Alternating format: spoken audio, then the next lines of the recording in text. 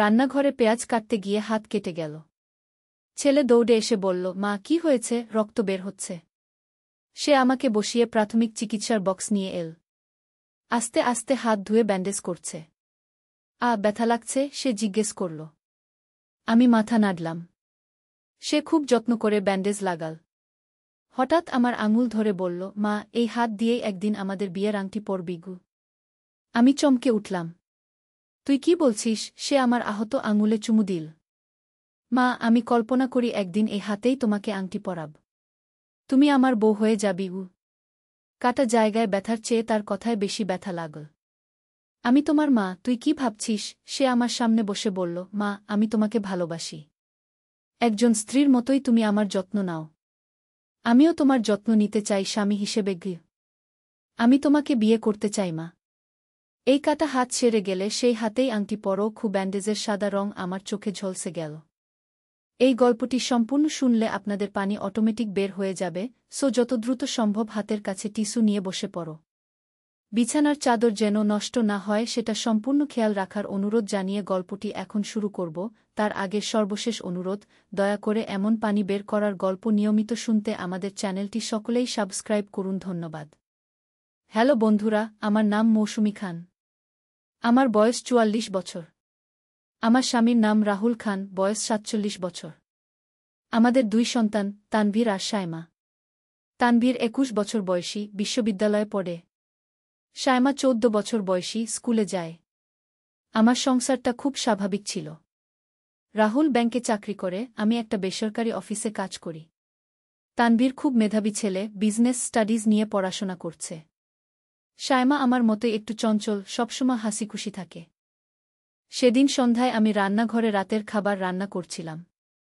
হঠাৎ পেঁয়াজ কাটতে গিয়ে বাম হাতের তর্জনী আঙুলে গভীর কাটা লাগল। রক্ত বের হতে শুরু করল। আমি চিৎকার করে উঠলাম, আহ! তানভীর তখন তার রুমে পড়াশোনা করছিল। আমার চিৎকার শুনে দৌড়ে এসে বলল, মা কি হয়েছে? আমার আঙুল থেকে রক্ত ঝরছে দেখে ও খুব চিন্তিত হয়ে পড়ল। কিছু না বাবা, শুধু একটু কেটে গেছে, আমি বললাম। কিন্তু তানভীর আমাকে বসিয়ে দিয়ে বলল, মা তুমি বসো। আমি প্রাথমিক চিকিৎসার বক্স নিয়ে আসছি গু। ও দৌড়ে গিয়ে বাথরুম থেকে ফার্স্ট এইড বক্স নিয়ে এল। খুব যত্ন করে আমার কাটা জায়গাটা ধুয়ে দিল। তারপর অ্যান্টিসেপটিক লাগিয়ে ব্যান্ডেজ করে দিল। ব্যথা লাগছে মা? ও জিজ্ঞেস করল। আমি মাথা নেড়ে বললাম, একটুখানি। তুই এত ভালো ব্যান্ডেজ করেছিস, এখন আর ব্যথা নেই গু। তানভীর আমার ব্যান্ডেজ করা আঙুলটা নিজের হাতে নিয়ে নিল। তারপর হঠাৎ বলল, মা এই হাত দিয়েই একদিন আমাদের বিয়ের আংটি পরবি গু। আমি অবাক হয়ে তার দিকে তাকালাম। তুই কি বলছিস তানভীর? ও আমার আহত আঙুলে হালকা একটা চুমু দিয়ে বলল, মা আমি সবসময় কল্পনা করি যে একদিন এই হাতেই তোমাকে আংটি পরাব। তুমি আমার বউ হয়ে যাবি গু। তার কথা শুনে আমার মাথা ঘুরে গেল। কাটা জায়গায় যতটা ব্যথা ছিল তার চেয়ে অনেক বেশি ব্যথা লাগল তার কথায়। আমি তোমার মা তানভীর। তুই কি এসব ভাবছিস? ও আমার সামনে বসে পড়ল। তার চোখে অদ্ভুত একটা চাহনি। মা আমি তোমাকে ভালোবাসি। শুধু ছেলে হিসেবে নয়, আমি তোমাকে ভালোবাসি একজন নারী হিসেবে। একজন স্ত্রীর মতোই তুমি আমার সমস্ত যত্ন নাও। রাতদিন আমার জন্য কাজ করো। আমিও তোমার যত্ন নিতে চাই একজন স্বামী হিসেবে গু। আমি তো হতবাক। এ কি শুনছি আমি? নিজের ছেলের মুখে এমন কথা? তানভীর আমার হাত ধরে বলল, মা আমি তোমাকে বিয়ে করতে চাই। এই কাটা হাত সেরে গেলে সেই হাতেই আংটি পরো আমার গু। ব্যান্ডেজের সাদা রং আমার চোখে ঝলসে গেল। আমি তার হাত সরিয়ে দিয়ে উঠে দাঁড়ালাম। তানভীর, তুই কি পাগল হয়ে গেছিস? আমি তোমার মা। এ কি বলছিস তুই? ও উঠে আমার কাছে এসে বলল, মা আমি জানি এটা অস্বাভাবিক শোনাচ্ছে। কিন্তু আমি সত্যি তোমাকে ভালোবাসি। তুমি আমার কাছে শুধু মা নও, তুমি আমার সবচেয়ে প্রিয় নারী গো। আমি কিছুই বুঝতে পারছিলাম না। এ কি হচ্ছে আমার সাথে? আমার নিজের ছেলে আমাকে এমন কথা বলছে। তানভীর, তোর বাবা কি বলবে? সমাজ কি বলবে? এসব কি ভাবছিস তুই? মা আমি সব ভেবেছি। আমি তোমাকে নিয়ে অন্য কোথাও চলে যেতে চাই, যেখানে কেউ আমাদের চেনে না গি। আমি পিছিয়ে গেলাম। তানভীর, তুই আমার ছেলে। এমন কথা বলিস না গি। মা আমি তোমাকে খুশি রাখব।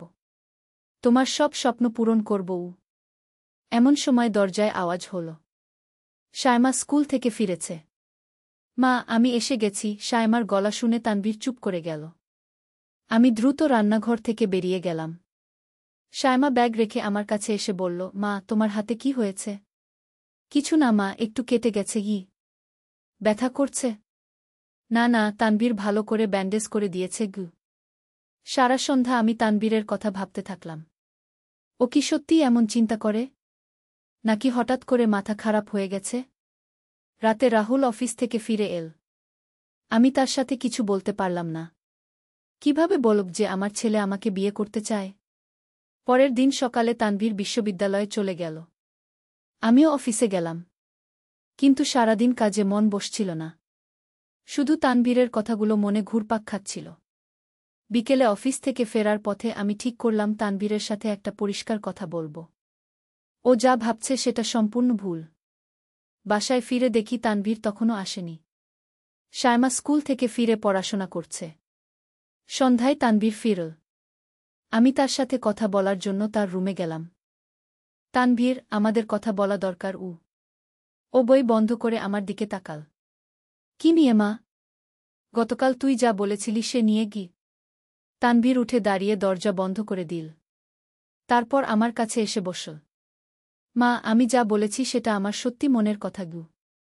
তানভীর, এটা খুবই ভুল চিন্তা। আমি তোমার মা। একজন মা তার ছেলেকে বিয়ে করতে পারে না। কেন পারে না মা? তুমি আমার প্রয়োজনগুলো বুঝো। আমিও তোমার প্রয়োজনগুলো বুঝি। আমরা একে অপরকে ভালোবাসি। তানভীর, এটা মাছেলের ভালোবাসা, স্বামী স্ত্রীর ভালোবাসা নয়। মা, তুমি কি কখনো লক্ষ্য করেছ যে বাবা তোমার কতটা যত্ন নেয়?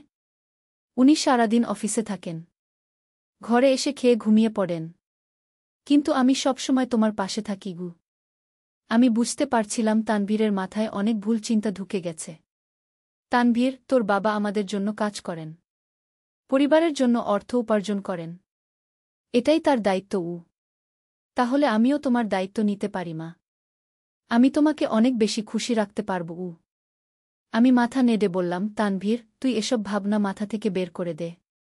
এগুলো ঠিক নয়। মা, তুমি কি আমাকে ভালোবাসো না?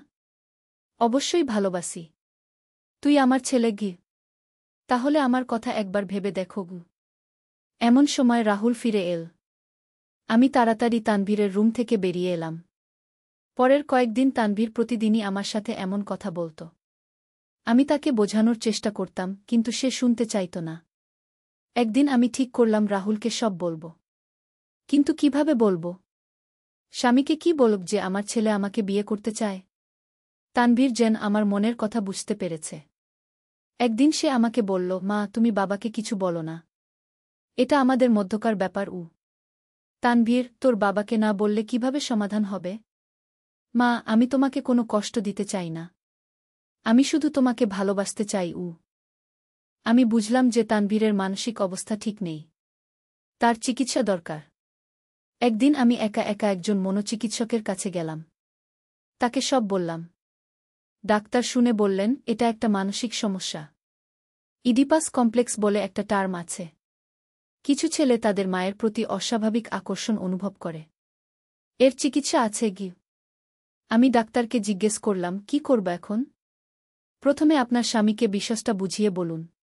তারপর আপনার ছেলেকে কাউন্সেলিং করাতে হবে। আমি বাসায় ফিরে রাহুলের জন্য অপেক্ষা করতে থাকলাম। রাতে রাহুল ফিরে এলে আমি তাকে সব খুলে বললাম। প্রথমে রাহুল বিশ্বাস করতে চাইল না। তুমি কি বলছো মৌসুমী? তানভীর এমন কথা বলেছে? হ্যাঁ রাহুল, আমি সব শুনেছি। রাহুল রেগে গিয়ে বলল, আমি এখনই তানভীরকে বলি। না রাহুল, ওকে বকো না। ডাক্তার বলেছেন এটা একটা মানসিক সমস্যা। ওর চিকিৎসা দরকার। পরের দিন রাহুল তানভীরের সাথে কথা বলল। প্রথমে তানভীর অস্বীকার করল, কিন্তু পরে সব স্বীকার করল। রাহুল বলল, তানভীর, তুই যা ভাবছিস সেটা খুবই ভুল। তোর মা আমার স্ত্রী এবং তোর মা। তুই এসব ভাবনা মাথা থেকে বের করে দে। কিন্তু তানভীর বলল, বাবা, আমি মাকে ভালোবাসি। আমি কিছু ভুল করিনি। আমরা বুঝলাম যে তানভীরের সত্যিই চিকিৎসা দরকার।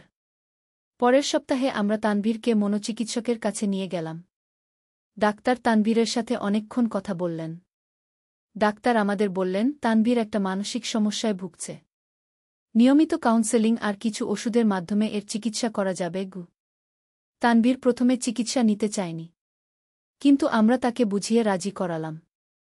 কয়েক মাস নিয়মিত চিকিৎসার পর তানভীরের অবস্থার উন্নতি হতে শুরু করল। ও বুঝতে পারল যে তার চিন্তাভাবনা ভুল ছিল। একদিন তানভীর আমার কাছে এসে বলল, মা, আমি দুঃখিত। আমি তোমাকে কষ্ট দিয়েছি। আমার চিন্তাভাবনা ভুল ছিল। আমি তাকে জড়িয়ে ধরে বললাম, কোনো সমস্যা নেই বাবা। তুই আমার ছেলে। আমি তোমাকে ভালোবাসি। ধীরে ধীরে আমাদের পারিবারিক জীবন স্বাভাবিক হয়ে এল। তানভীর এখন সুস্থ। ও তার পড়াশোনায় মনোযোগ দিচ্ছে। আমি বুঝলাম যে কখনো কখনো আমাদের নিকটতম মানুষেরাও মানসিক সমস্যায় ভোগে, কিন্তু সঠিক চিকিৎসা আর পরিবারের সহযোগিতায় সব সমস্যার সমাধান হয়। তানভীর এখন একটা মেয়ের সাথে সম্পর্ক করছে। তার নাম রিয়া।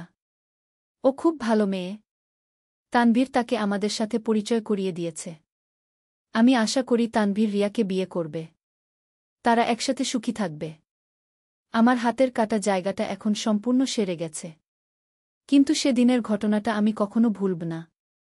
জীবনে অনেক সমস্যা আসে, কিন্তু পরিবারের ভালোবাসা আর একে অপরের পাশে থাকার মাধ্যমে সব সমস্যার সমাধান সম্ভব।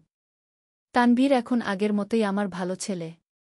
ও আমার যত্ন নেয়, কিন্তু এখন একজন ভালো ছেলে হিসেবেই। আমি মাঝে মাঝে ভাবি, আমি যদি সেদিন রাহুলকে না বলতাম, যদি ডাক্তারের কাছে না যেতাম, তাহলে কি হতো? হয়তো পরিস্থিতি আরও খারাপ হয়ে যেত। আমি অন্য মা-বাবাদের বলব, যদি কখনো আপনাদের সন্তানদের আচরণে অস্বাভাবিকতা দেখেন, তাহলে লজ্জা না করে চিকিৎসকের সাহায্য নিন। মানসিক স্বাস্থ্য খুবই গুরুত্বপূর্ণ। আজ তানভীর রিয়ার সাথে সিনেমা দেখতে গেছে। শায়মা বান্ধবীর বাসায় আছে। রাহুল আমার সাথে বসে টিভি দেখছে। আমি আমার হাতের দিকে তাকালাম। ব্যান্ডেজের সাদা রং এখন নেই, কিন্তু সেই দিনের স্মৃতি এখনো আছে। কত বিচিত্র এই জীবন! একটা ছোট্ট দুর্ঘটনা থেকে শুরু হওয়া ঘটনা আমাদের পুরো পরিবারকে নাড়িয়ে দিয়েছিল, কিন্তু শেষ পর্যন্ত সব ঠিক হয়ে গেছে। আমার পরিবার এখন আগের মতোই সুখী। তানভীরের সাথে আমার এখন খুব ভালো সম্পর্ক। ও আমাকে মা হিসেবেই ভালোবাসে। আমিও তাকে আমার ছেলে হিসেবেই ভালোবাসি। জীবনে অনেক পরীক্ষা আসে, কিন্তু ধৈর্য আর সঠিক পদক্ষেপের মাধ্যমে সব বাধা অতিক্রম করা যায়। আমার গল্পটি এখানেই শেষ। হয়তো অনেকের কাছে অবিশ্বাস্য মনে হতে পারে, কিন্তু এটাই সত্য। মাঝে মাঝে জীবনে এমন কিছু ঘটনা ঘটে যা আমাদের তৈরি করে তোলে, আমাদের শেখায় জীবনের প্রকৃত মানে। আমি এখন বুঝি যে সমস্যা এড়িয়ে গেলে তা আরও বড় হয়ে ওঠে, কিন্তু সাহস করে মুখোমুখি হলে সমাধান হয়ে যায়। তানভীর এখন আমাকে বলে, মা, তুমি আমার জীবন বাঁচিয়েছ। আমি যদি চিকিৎসা না নিতাম, তাহলে আমার জীবনটা নষ্ট হয়ে যেত। আমি তাকে বলি, বাবা, আমি তোমার মা। তোমার ভালো চাওয়াই আমার কর্তব্য। রিয়া খুব ভালো মেয়ে। সে তানভীরকে খুব ভালোবাসে। তানভীরও তাকে খুব যত্ন করে। কয়েকদিন আগে তানভীর আমাকে বলেছে যে সে রিয়াকে বিয়ে করতে চায়। আমি খুশি হয়েছি। মা, আমি রিয়াকে প্রপোজ করতে চাই। তুমি কি মনে করো? আমি বললাম, অবশ্যই। রিয়া খুব ভালো মেয়ে। তোমরা একসাথে সুখী থাকবে। তানভীর খুশি হয়ে বলল, মা, তুমি আমার সাথে এসে রিয়ার বাসায় গিয়ে তার বাবা মায়ের সাথে কথা বলবে? অবশ্যই বাবা। আমরা সবাই মিলে যাব। গত সপ্তাহে আমরা রিয়ার বাবা মায়ের সাথে কথা বলেছি।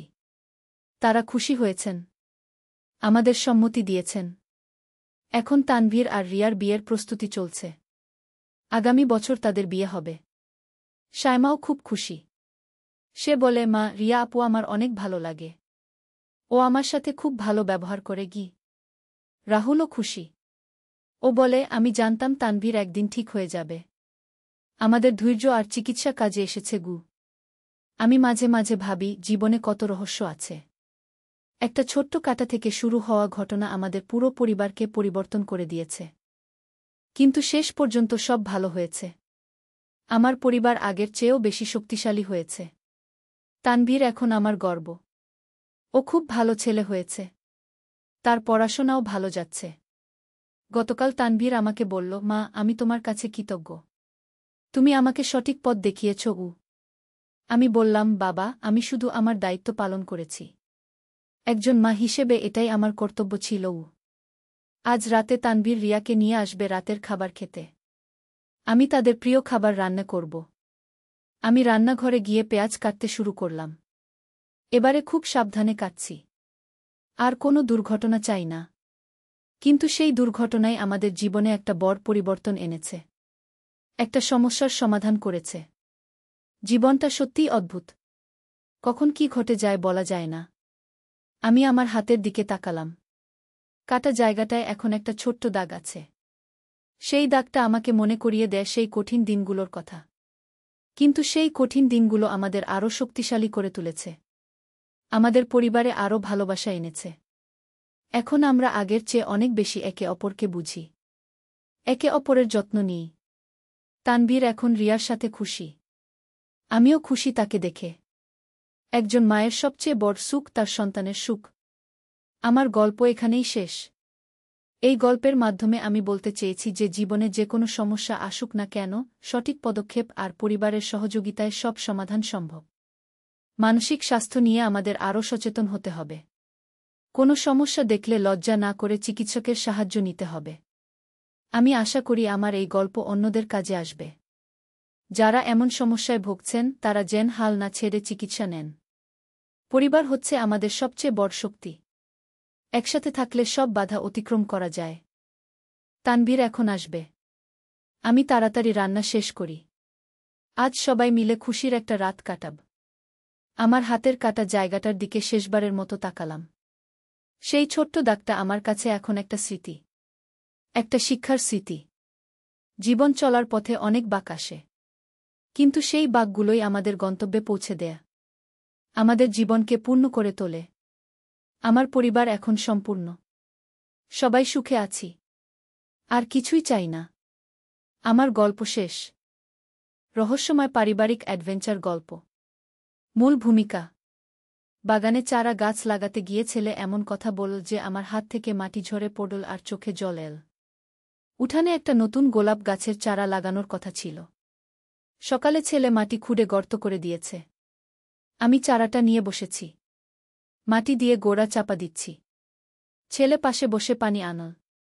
মা, এই চারাটা বড় হতে কতদিন লাগবে? আমি বললাম, বছর খানেক। সে মাটিতে পানি ঢালতে ঢালতে বলল, আমার ভালোবাসাও এভাবেই বেড়েছে তোমার জন্য। আমি অবাক হয়ে তাকালাম।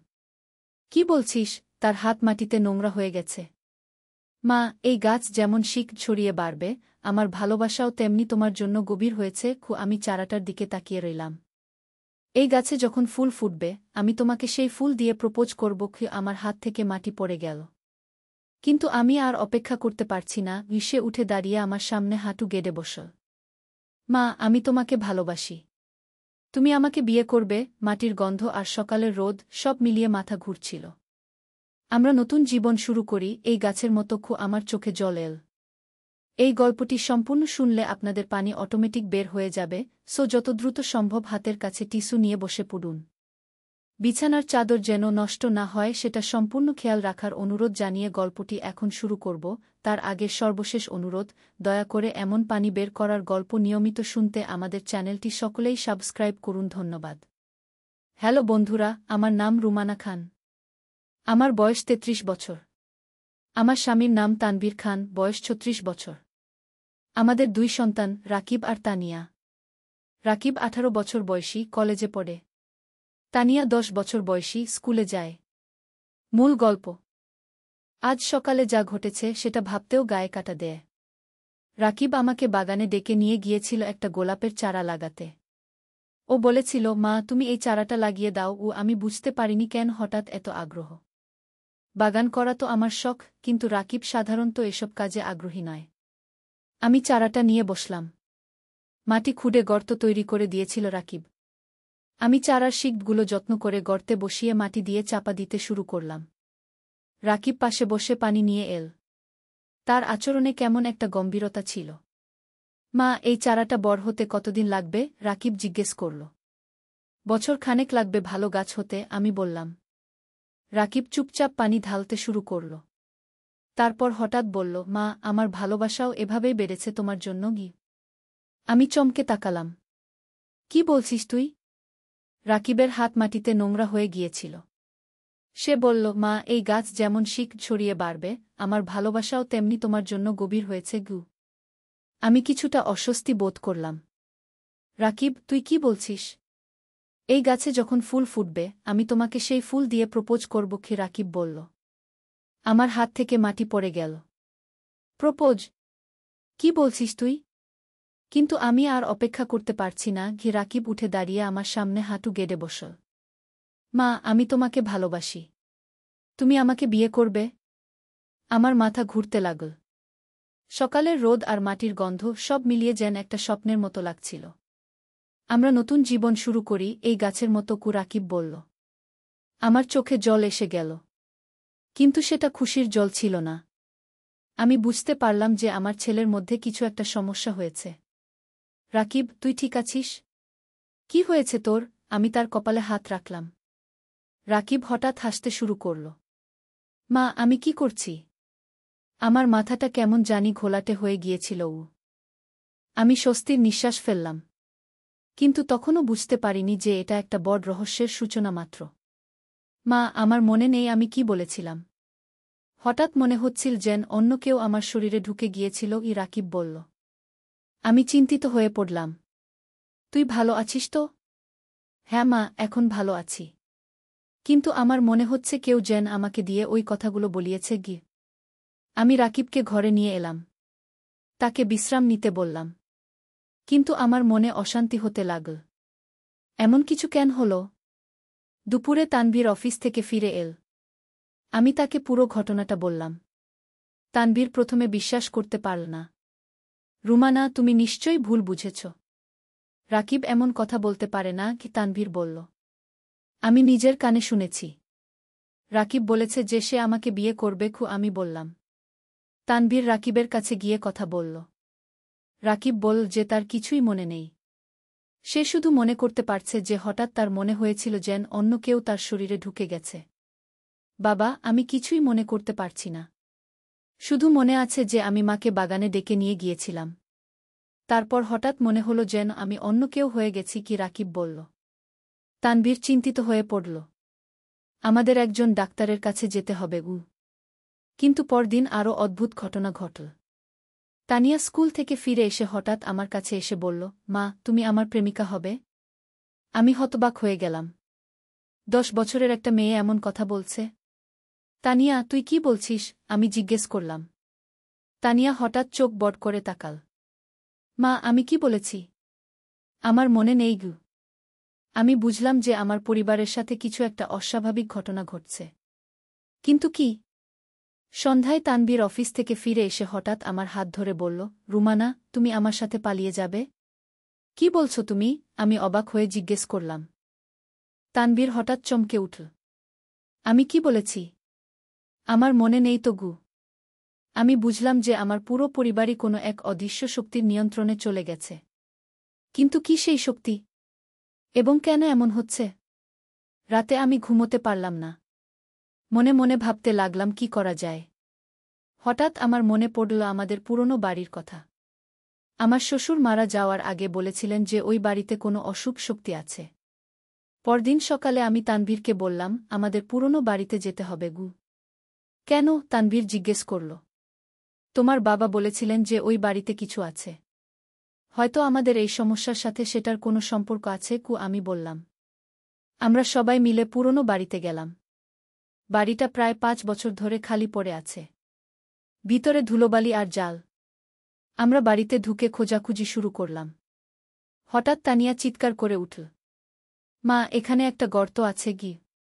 আমরা দেখলাম যে ঘরের এক কোণায় মেঝেতে একটা গর্ত আছে। গর্তটা বেশ গভীর। তানভীর টর্চ জ্বালিয়ে গর্তের ভিতরে তাকাল। এখানে কিছু আছে গি। আমরা গর্ত থেকে একটা পুরনো কাঠের বাক্স তুললাম। বাক্সটা খুলে দেখলাম যে ভিতরে কিছু পুরনো কাগজপত্র আর একটা ছোট মূর্তি আছে। মূর্তিটা দেখতে অদ্ভুত লাগছিল। কালো পাথরের তৈরি আর তার উপর কিছু অদ্ভুত চিহ্ন খোদাই করা। তানভীর কাগজগুলো পড়তে শুরু করল। এগুলো তোমার শ্বশুরের হাতের লেখা গু। আমি কাগজগুলো নিয়ে পড়লাম। সেখানে লেখা ছিল, এই মূর্তিটা আমার দাদার আমলে পাওয়া গিয়েছিল। এটা একটা প্রাচীন তন্ত্রমন্ত্রের বস্তু। এই মূর্তির প্রভাবে পরিবারের সদস্যরা অদ্ভুত আচরণ করতে শুরু করে। তারা একে অপরের প্রতি অস্বাভাবিক আকর্ষণ অনুভব করে। আমি এটাকে এখানে লুকিয়ে রেখেছি যাতে আমার পরিবারের কেউ আর এর প্রভাবে না পড়ে। আমি বুঝলাম যে এই মূর্তিটাই আমাদের সমস্যার কারণ। কিন্তু কিভাবে? আমরা তো এটা কখনো দেখিনি। তানভীর আরও পড়ল। এখানে লেখা আছে যে এই মূর্তির প্রভাব মাটির নিচে দিয়েও ছড়ায়। যারা এই বাড়ির আশেপাশে থাকে তারাও এর প্রভাবে পড়তে পারে। আমি চমকে উঠলাম। আমাদের নতুন বাড়ি এই পুরনো বাড়ির খুব কাছেই। হয়তো মাটির নিচে দিয়ে এই মূর্তির প্রভাব আমাদের বাড়িতেও পৌঁছেছে। তাহলে আমাদের কি করতে হবে? আমি জিজ্ঞেস করলাম। তানভীর আরও কাগজ পড়ল। এখানে লেখা আছে যে এই মূর্তিকে একটা পবিত্র স্থানে নিয়ে গিয়ে জ্বালিয়ে দিতে হবে। তাহলে এর প্রভাব শেষ হয়ে যাবে। আমরা সিদ্ধান্ত নিলাম যে কাল সকালেই এই মূর্তিটাকে নিয়ে আমাদের এলাকার মসজিদে যাব। সেখানে ইমাম সাহেবের সাহায্য নেব। কিন্তু রাতেই আরও বিপদ এসে গেল। আমি ঘুমোতে যাওয়ার পর হঠাৎ রাকিব আমার ঘরে এসে বলল, মা, আমি তোমার সাথে একসাথে ঘুমাবো। আমি বুঝলাম যে মূর্তিটা আমাদের বাড়িতে আনার কারণে এর প্রভাব আরও বেড়ে গেছে। রাকিব, তুই তোর ঘরে যা। আমি বললাম। কিন্তু রাকিব শুনল না। সে আমার কাছে এগিয়ে আসতে লাগল। তার চোখে অদ্ভুত একটা দৃষ্টি। আমি চিৎকার করে তানভীরকে ডাকলাম। তানভীর দৌড়ে এসে রাকিবকে ধরে তার ঘরে নিয়ে গেল। পরদিন ভোরেই আমরা মূর্তিটা নিয়ে মসজিদে গেলাম। ইমাম সাহেব মূর্তিটা দেখে বললেন, এটা একটা শয়তানি বস্তু। এটাকে জ্বালিয়ে দিতে হবে। আমরা মসজিদের পিছনের খালি জায়গায় একটা আগুন জ্বালালাম। ইমাম সাহেব কোরআন পড়তে লাগলেন। আমরা মূর্তিটাকে আগুনে ফেলে দিলাম। মূর্তিটা আগুনে পড়ার সাথে সাথে একটা অদ্ভুত শব্দ হল, যেন কেউ চিৎকার করছে। তারপর মূর্তিটা পুড়ে ছাই হয়ে গেল। ইমাম সাহেব বললেন, এখন আপনাদের সমস্যা শেষ হয়ে যাবে। আমরা ঘরে ফিরলাম। সত্যিই সেদিন থেকে আমাদের পরিবারের কেউ আর অদ্ভুত আচরণ করল না। রাকিব আর তানিয়া স্বাভাবিক হয়ে গেল। কিন্তু একটা জিনিস আমার মনে রয়ে গেল। যেদিন রাকিব আমাকে প্রপোজ করেছিল সেদিন সে বলেছিল যে আমাদের নতুন জীবন শুরু করতে হবে এই গাছের মতো। আমি বাগানে গিয়ে দেখলাম যে সেই গোলাপ গাছের চারাটা মরে গিয়েছে। পাতাগুলো কালো হয়ে গেছে। আমি বুঝলাম যে এই গাছের মধ্যেও সেই শয়তানি শক্তি ঢুকে গিয়েছিল। ভাগ্যিস আমরা সময়মতো মূর্তিটাকে নষ্ট করে দিয়েছিলাম। না হলে আমাদের পরিবার ধ্বংস হয়ে যেত। এখন আমরা সবাই শান্তিতে আছি। কিন্তু এই ঘটনা আমাদের শিখিয়েছে যে পৃথিবীতে এমন অনেক রহস্যময় শক্তি আছে যা আমরা বুঝি না। আমাদের সবসময় সতর্ক থাকতে হবে। তানভীর বলেছে যে আমরা এই পুরনো বাড়িটা বিক্রি করে দেব। আমিও রাজি আছি। এই বাড়িতে আর কোনো শয়তানি বস্তু থাকতে পারে। আজ যখন আমি এই গল্প বলছি তখনও গায়ে কাটা দিচ্ছে। ভাবতেই পারিনি যে আমার নিজের পরিবারের সাথে এমন কিছু ঘটবে। কিন্তু সবচেয়ে ভয়ানক ব্যাপার হলো যে এই ঘটনার পর আমি জানতে পারলাম যে আমাদের এলাকার আরও কয়েকটা পরিবারের সাথেও এমন ঘটনা ঘটেছে। তারাও সেই পুরনো বাড়ির কাছাকাছি থাকে। আমি ভাবি কত রহস্য লুকিয়ে আছে আমাদের চারপাশে। আমরা জানি না কখন কোনো বিপদ এসে আমাদের ঘিরে ধরবে। তবে আমি খুশি যে আমরা সময়মতো এই সমস্যার সমাধান করতে পেরেছি। আমাদের পরিবার এখন আগের মতোই স্বাভাবিক জীবনযাত্রা করছে। রাকিব এখন কলেজে ভালো ছাত্র হিসেবে পড়াশোনা করছে। তানিয়াও স্কুলে ভালো করছে। তানভীর অফিসে নিয়মিত কাজ করছে। আর আমি এখন বাগান করা ছেড়ে দিয়েছি। কারণ ওই গোলাপ গাছের কথা মনে হলেই ভয় লাগে। তবে এই ঘটনা আমাদের আরও কাছাকাছি এনেছে। আমরা এখন একে অপরের যত্ন আরও বেশি নেই। কারণ আমরা বুঝেছি যে পরিবারের চেয়ে বড় কিছু নেই এই পৃথিবীতে। আমি আশা করি আমাদের মতো কোনো পরিবারকে আর এমন ভয়ানক অভিজ্ঞতার মধ্য দিয়ে যেতে হবে না। কিন্তু যদি কারো সাথে এমন কিছু ঘটে তাহলে তারা যেন ধৈর্য হারিয়ে না ফেলে। সবসময় একটা সমাধান আছে। আর সবচেয়ে গুরুত্বপূর্ণ কথা হল আমাদের বিশ্বাস রাখতে হবে। আল্লাহর উপর ভরসা রাখলে সব বিপদ থেকে মুক্তি পাওয়া যায়। এই গল্পটা আমি আমার সবার সাথে শেয়ার করেছি যাতে মানুষ সতর্ক থাকে। কারণ আমরা জানি না কখন কি ঘটবে। আজ রাতে যখন আমি ঘুমাতে যাব তখন আমি আল্লাহর কাছে শুকরিয়া আদায় করব যে তিনি আমাদের এই বিপদ থেকে রক্ষা করেছেন। আর দোয়া করব যেন আমাদের উপর আর কোনো বিপদ না আসে। কিন্তু 1 সপ্তাহ পরেই আরেকটা অদ্ভুত ঘটনা ঘটল। আমি রান্নাঘরে কাজ করছিলাম। হঠাৎ তানিয়া এসে বলল, মা, আমাদের পুরনো বাড়ির পাশের জমিতে একটা নতুন বাড়ি তৈরি হচ্ছে কি? আমি চমকে উঠলাম। কি বলছিস?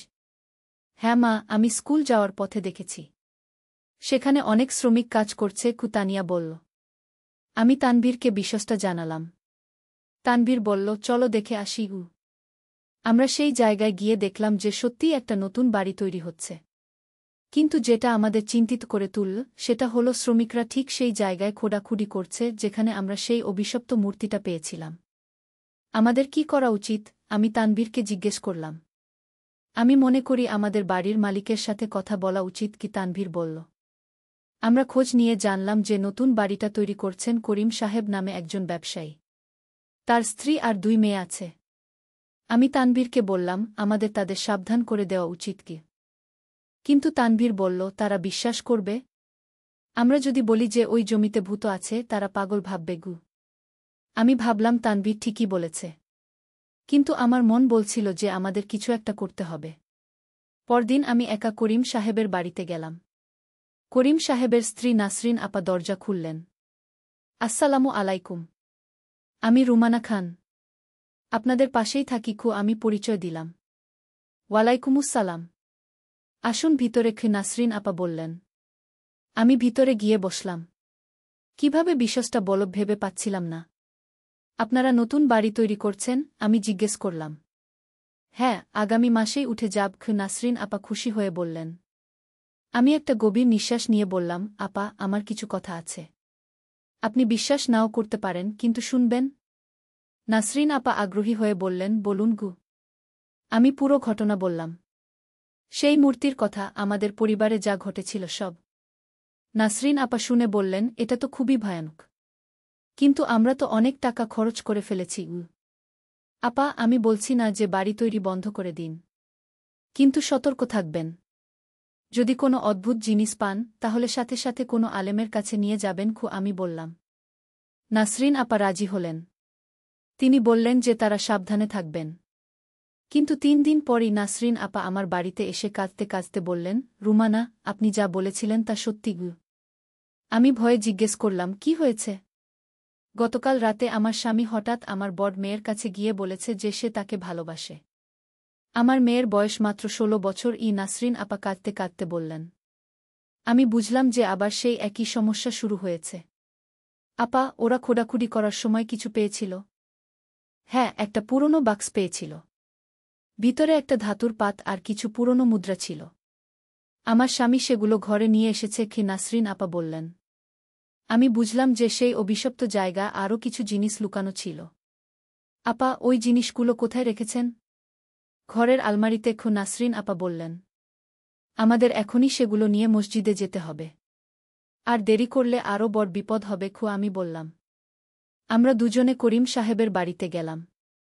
করিম সাহেব অফিসে গেছেন। ঘরে শুধু তার 2 মেয়ে আছে। নাসরিন আপা আলমারি খুলে সেই জিনিসগুলো বের করলেন। ধাতুর পাতটা দেখতে অদ্ভুত। তার উপর আরবি কিছু লেখা আছে, কিন্তু সেগুলো কোরআনের আয়াত নয়। বরং দেখতে কালো জাদুর মন্ত্রের মতো লাগছে। পুরনো মুদ্রাগুলো অদ্ভুত। সেগুলোর উপর কিছু প্রতীক খোদাই করা। আপা, আমাদের এখনই ইমাম সাহেবের কাছে যেতে হবে। আমি বললাম। আমরা দ্রুত মসজিদে গেলাম। ইমাম সাহেব জিনিসগুলো দেখে খুবই চিন্তিত হয়ে পড়লেন। এগুলো খুবই বিপজ্জনক। এগুলো শয়তানি তন্ত্রমন্ত্রের জিনিস।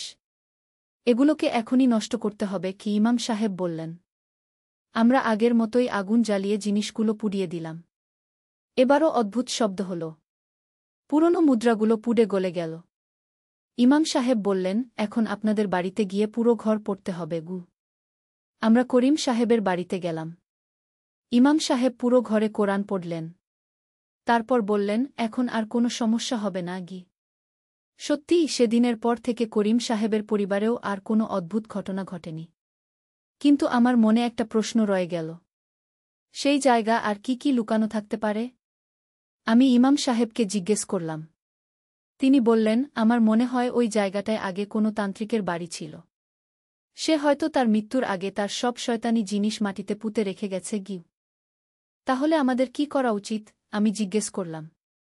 পুরো জায়গাটা ভালোভাবে পরিষ্কার করতে হবে। যদি আরও কিছু পাওয়া যায় তাহলে সেগুলোও নষ্ট করে দিতে হবে, ইমাম সাহেব বললেন। পরদিন আমি করিম সাহেবের সাথে কথা বললাম। তিনি রাজি হলেন পুরো জমি ভালোভাবে খুঁড়ে দেখতে। শ্রমিকরা খুঁড়তে খুঁড়তে আরও 3টা বাক্স পেল। সেগুলোর ভিতরে ছিল আরও কিছু অদ্ভুত জিনিস। কিছু কালো মোমবাতি, কিছু অদ্ভুত তাবিজ, আর একটা কালো কাপড়ে মোড়ানো ছোট বই। আমরা সেগুলোও মসজিদে নিয়ে গিয়ে পুড়িয়ে দিলাম। বইটা পড়ার সময় অদ্ভুত একটা গন্ধ বের হল।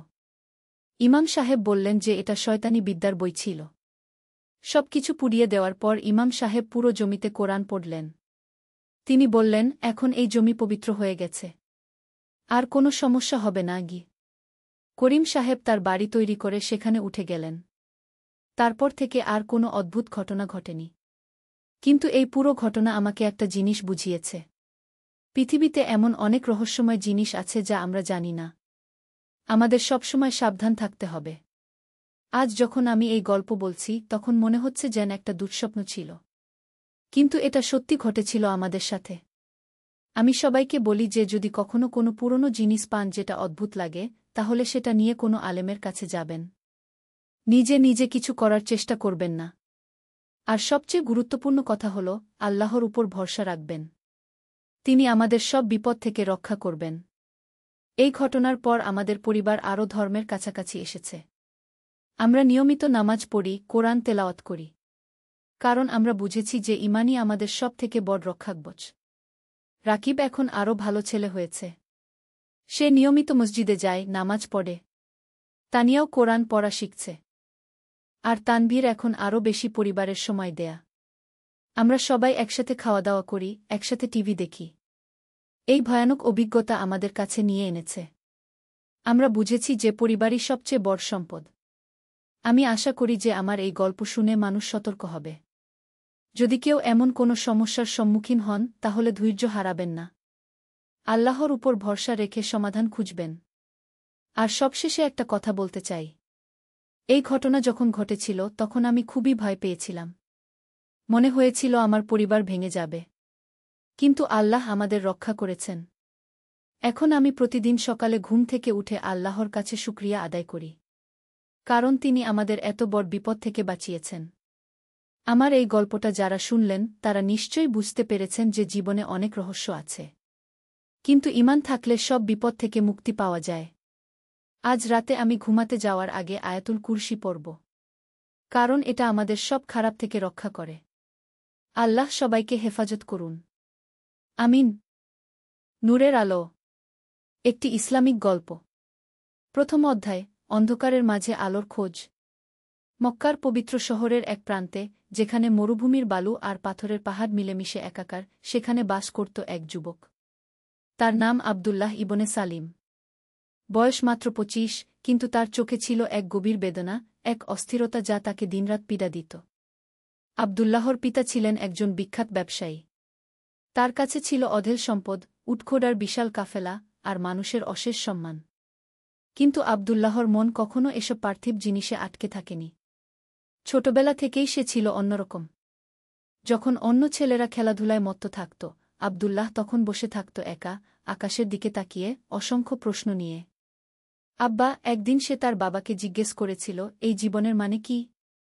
আমরা জন্মাই, বড় হই, টাকা পয়সা কামাই, তারপর মরে যাই। এর মধ্যে আসল সত্যটা কোথায়? বাবা হেসে উড়িয়ে দিয়েছিলেন, বেটা, তুমি অনেক চিন্তা করো। জীবনটা উপভোগ করো। আল্লাহ আমাদের সবকিছু দিয়েছেন, কি আর চাই? কিন্তু আবদুল্লাহর মন শান্ত হয়নি। বছরের পর বছর কেটে গেছে এভাবেই। সে বিভিন্ন পণ্ডিতের কাছে গেছে, বিভিন্ন ধর্মগ্রন্থ পড়েছে, কিন্তু কোথাও খুঁজে পায়নি সেই চূড়ান্ত সত্য যার জন্য তার আত্মা আকুল হয়ে থাকে। একদিন সন্ধ্যার সময় আবদুল্লাহ হেঁটে চলেছিল মক্কার বিখ্যাত বাজারের পাশ দিয়ে। হঠাৎ তার কানে এল এক অদ্ভুত আওয়াজ। কেউ যেন খুব মধুর গলায় কি পাঠ করছে। আওয়াজটা এত সুন্দর, এত হৃদয়স্পর্শী যে আবদুল্লাহর পা এমনিতেই সেদিকে চলে গেল। একটা ছোট্ট ঘরের সামনে দাঁড়িয়ে দেখল, ভিতরে একজন বৃদ্ধ লোক বসে আছেন। তার চেহারায় এক অলৌকিক নূর। তিনি খুব মনোযোগ দিয়ে কিছু পাঠ করছেন। আব্দুল্লাহ কাছে গিয়ে দাঁড়াল। বৃদ্ধ লোকটি তাকিয়ে দেখলেন। তার চোখে ছিল এক গভীর প্রজ্ঞা, এক অসীম দয়া। আসুন বেটা, তিনি হাসিমুখে বললেন, বসুন। মনে হচ্ছে আপনি কিছু খুঁজছেন গু। আব্দুল্লাহ অবাক হয়ে গেল। আপনি কিভাবে বুঝলেন? একজন সন্ধানীর চোখ চেনা যায় বেটা। আমার নাম আবু বকর। আপনার? আব্দুল্লাহ ইবনে সালিম গু। বসুন আব্দুল্লাহ। বলুন কি খুঁজছেন? আব্দুল্লাহ বসল। তার মনের সব কথা বলে ফেল এই অচেনা বৃদ্ধের কাছে। তার জীবনের অস্থিরতা, প্রশ্ন, খোঁজার কথা। আবু বকর মনোযোগ দিয়ে শুনলেন। তারপর বললেন, বেটা, আপনার খোঁজা জিনিসটা হয়তো খুব কাছেই আছে। কিন্তু সেটা পেতে হলে প্রস্তুত থাকতে হবে। আপনি কি প্রস্তুত? কিসের জন্য প্রস্তুত? সত্যের জন্য। আল্লাহর নূরের জন্য। দ্বিতীয় অধ্যায়, নতুন আলোর সন্ধানে। সেই রাতে আব্দুল্লাহ ঘুমাতে পারল না। আবু বকরের কথাগুলো তার মনে ঘুরপাক খাচ্ছিল। সত্যের জন্য প্রস্তুত, এর মানে কি? সে তো সারা জীবনই সত্যের খোঁজে ছিল। পরদিন সকালেই সে আবার গেল আবু বকরের কাছে। দেখল বৃদ্ধ লোকটি নামাজ পড়ছেন। এমন একাগ্রতা, এমন বিনয় যে আব্দুল্লাহর চোখে পানি চলে এল। নামাজ শেষে আবু বকর তার দিকে তাকালেন। এসেছেন? বসুন। আজ আপনাকে একটা গল্প বলি। আব্দুল্লাহ আগ্রহে বসল। অনেক দিন আগের কথা। আরবের এই মরুভূমিতে জন্মেছিলেন এক মানুষ। তিনি ছিলেন ইয়াতিম, গরিব। কিন্তু তার চরিত্র ছিল হীরের চেয়েও পরিচ্ছন্ন। মানুষ তাকে ডাকত আলামিন বলে, বিশ্বস্ত। তিনি কখনো মিথ্যা বলতেন না, কাউকে কষ্ট দিতেন না। কিন্তু তার মনেও ছিল আপনার মতোই অস্থিরতা। তিনিও খুঁজতেন সত্যের গু। তারপর? আব্দুল্লাহ জিজ্ঞেস করল। তারপর একদিন হেরা গুহায় ধ্যানে বসে থাকার সময় তার কাছে এল ফেরেশতা জিবরাইল আলাইহিসসালাম। তিনি বললেন, পড়ুন। আর সেই মুহূর্ত থেকেই শুরু হল নতুন যুগ। সেই মানুষটিই হলেন আমাদের প্রিয় নবী হযরত মুহাম্মদ সাল্লাল্লাহু আলাইহি ওয়াসাল্লাম। আব্দুল্লাহর বুক ধক করে উঠল। আপনি কি বলতে চাইছেন গি? হ্যাঁ বেটা।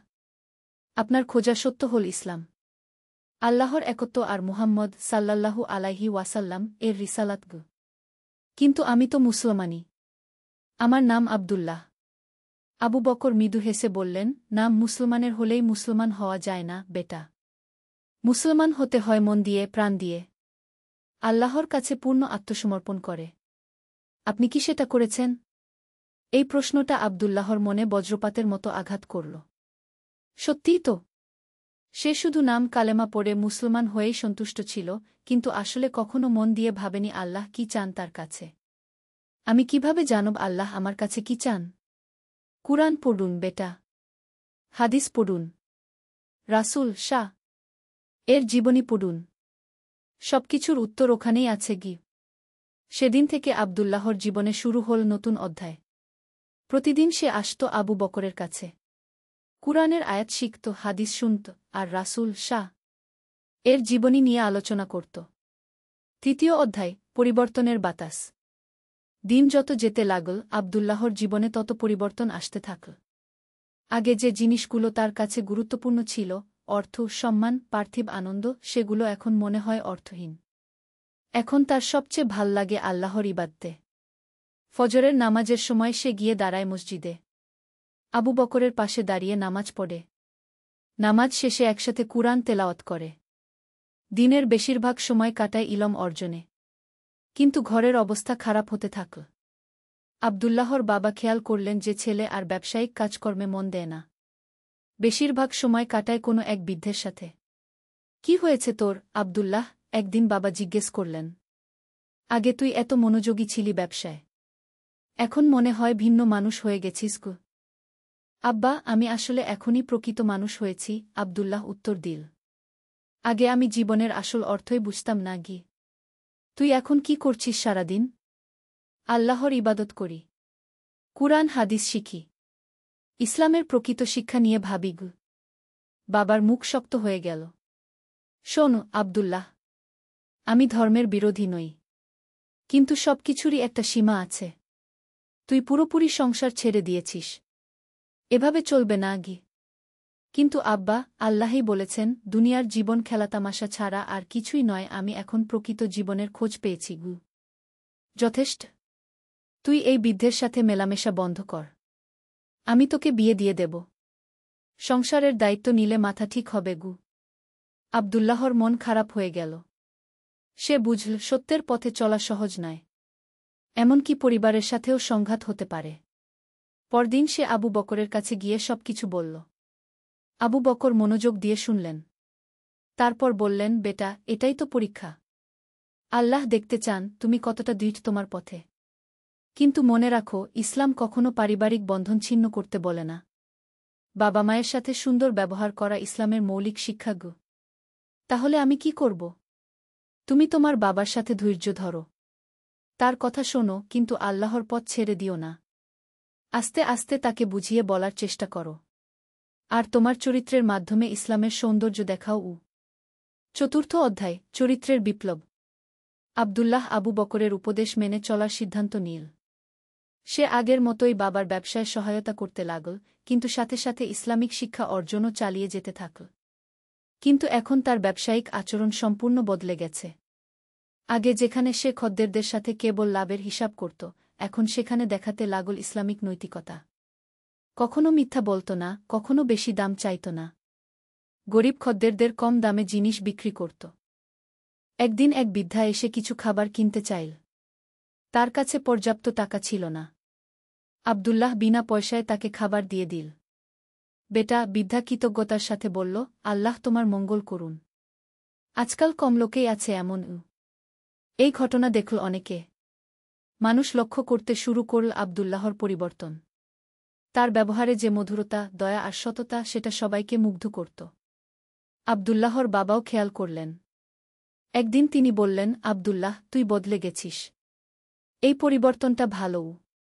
আব্বা, এটা ইসলামের শিক্ষার ফল।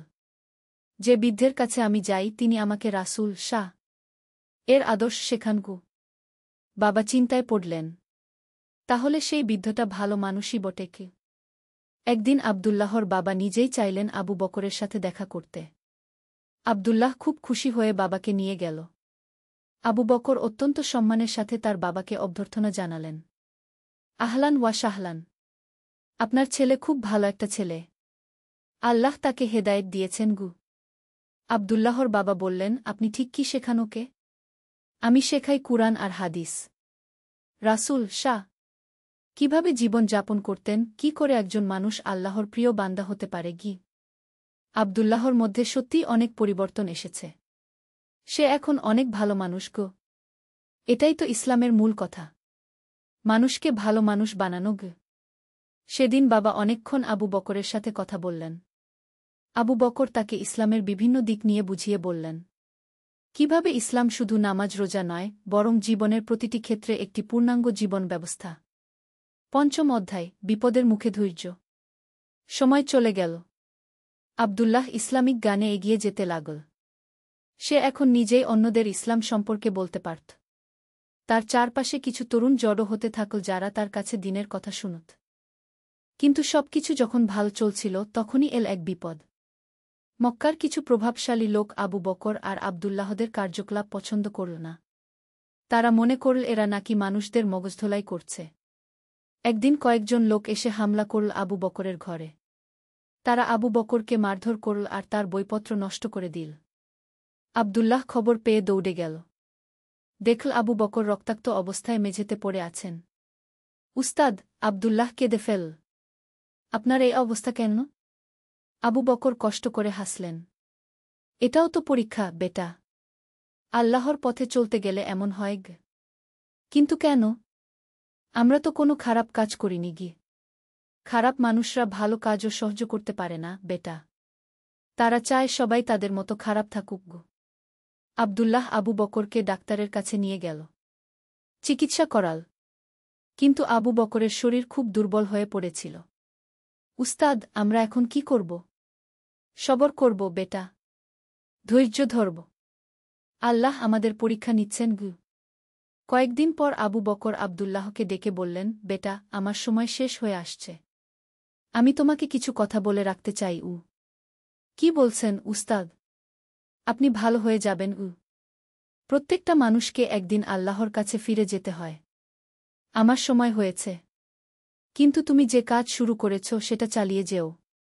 মানুষকে ইসলামের প্রকৃত শিক্ষা দাও। রাসূল শাহ এর আদর্শ ছড়িয়ে দাও।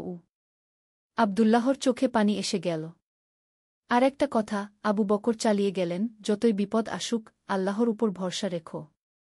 তিনি কখনো তার সৎ বান্দাদের একা ছেড়ে দেন না। ষষ্ঠ অধ্যায়, নতুন দায়িত্ব। আবু বকর মৃত্যুবরণ করলেন। আব্দুল্লাহ যেন অনাথ হয়ে গেল। তার প্রিয় উস্তাদ, যিনি তাকে ইসলামের আলোর পথ দেখিয়েছিলেন, তিনি আর নেই।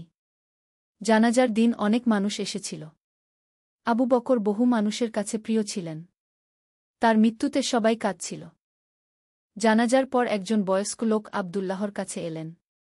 ভাই, আবু বকর সাহেব মৃত্যুর আগে বলে গেছেন, তুমি তার কাজ চালিয়ে নেবে। এখানে যারা ইলম শিখত তাদের আর কোথায় যেতে হবে? আব্দুল্লাহ চিন্তায় পড়ে গেল। তার মনে হল সে এই বিরাট দায়িত্ব নিতে পারবে কিনা। কিন্তু উস্তাদের শেষ কথাগুলো মনে পড়ল। আচ্ছা, আব্দুল্লাহ বলল, আমি চেষ্টা করব। পরদিন থেকে আব্দুল্লাহ আবু বকরের সেই ছোট্ট ঘরে বসে মানুষদের ইসলাম শেখাতে শুরু করল। প্রথমে খুব ভয় লাগছিল। কিন্তু আস্তে আস্তে সে আত্মবিশ্বাস পেতে লাগল। প্রতিদিন ফজরের পর সে বসত কুরআন শরীফ নিয়ে। একটু একটু করে আয়াতের অর্থ বুঝিয়ে দিত। হাদিসের গল্প বলত। রাসূল শাহ এর জীবনী থেকে শিক্ষামূলক ঘটনা বর্ণনা করত।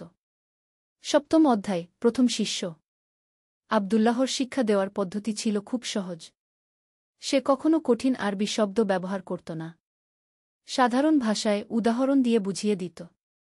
একদিন এক তরুণ ছেলে এল। তার নাম উমর ইবনে খত্তাব। সে ছিল খুবই উগ্র মেজাজের। রাগে গেলে কারো কথা শুনত না। আমি শুনেছি তুমি নাকি মানুষকে ভালো মানুষ বানানোর কথা বলো, উমর বলল। আমার মতো মানুষের কি কোনো আশা আছে?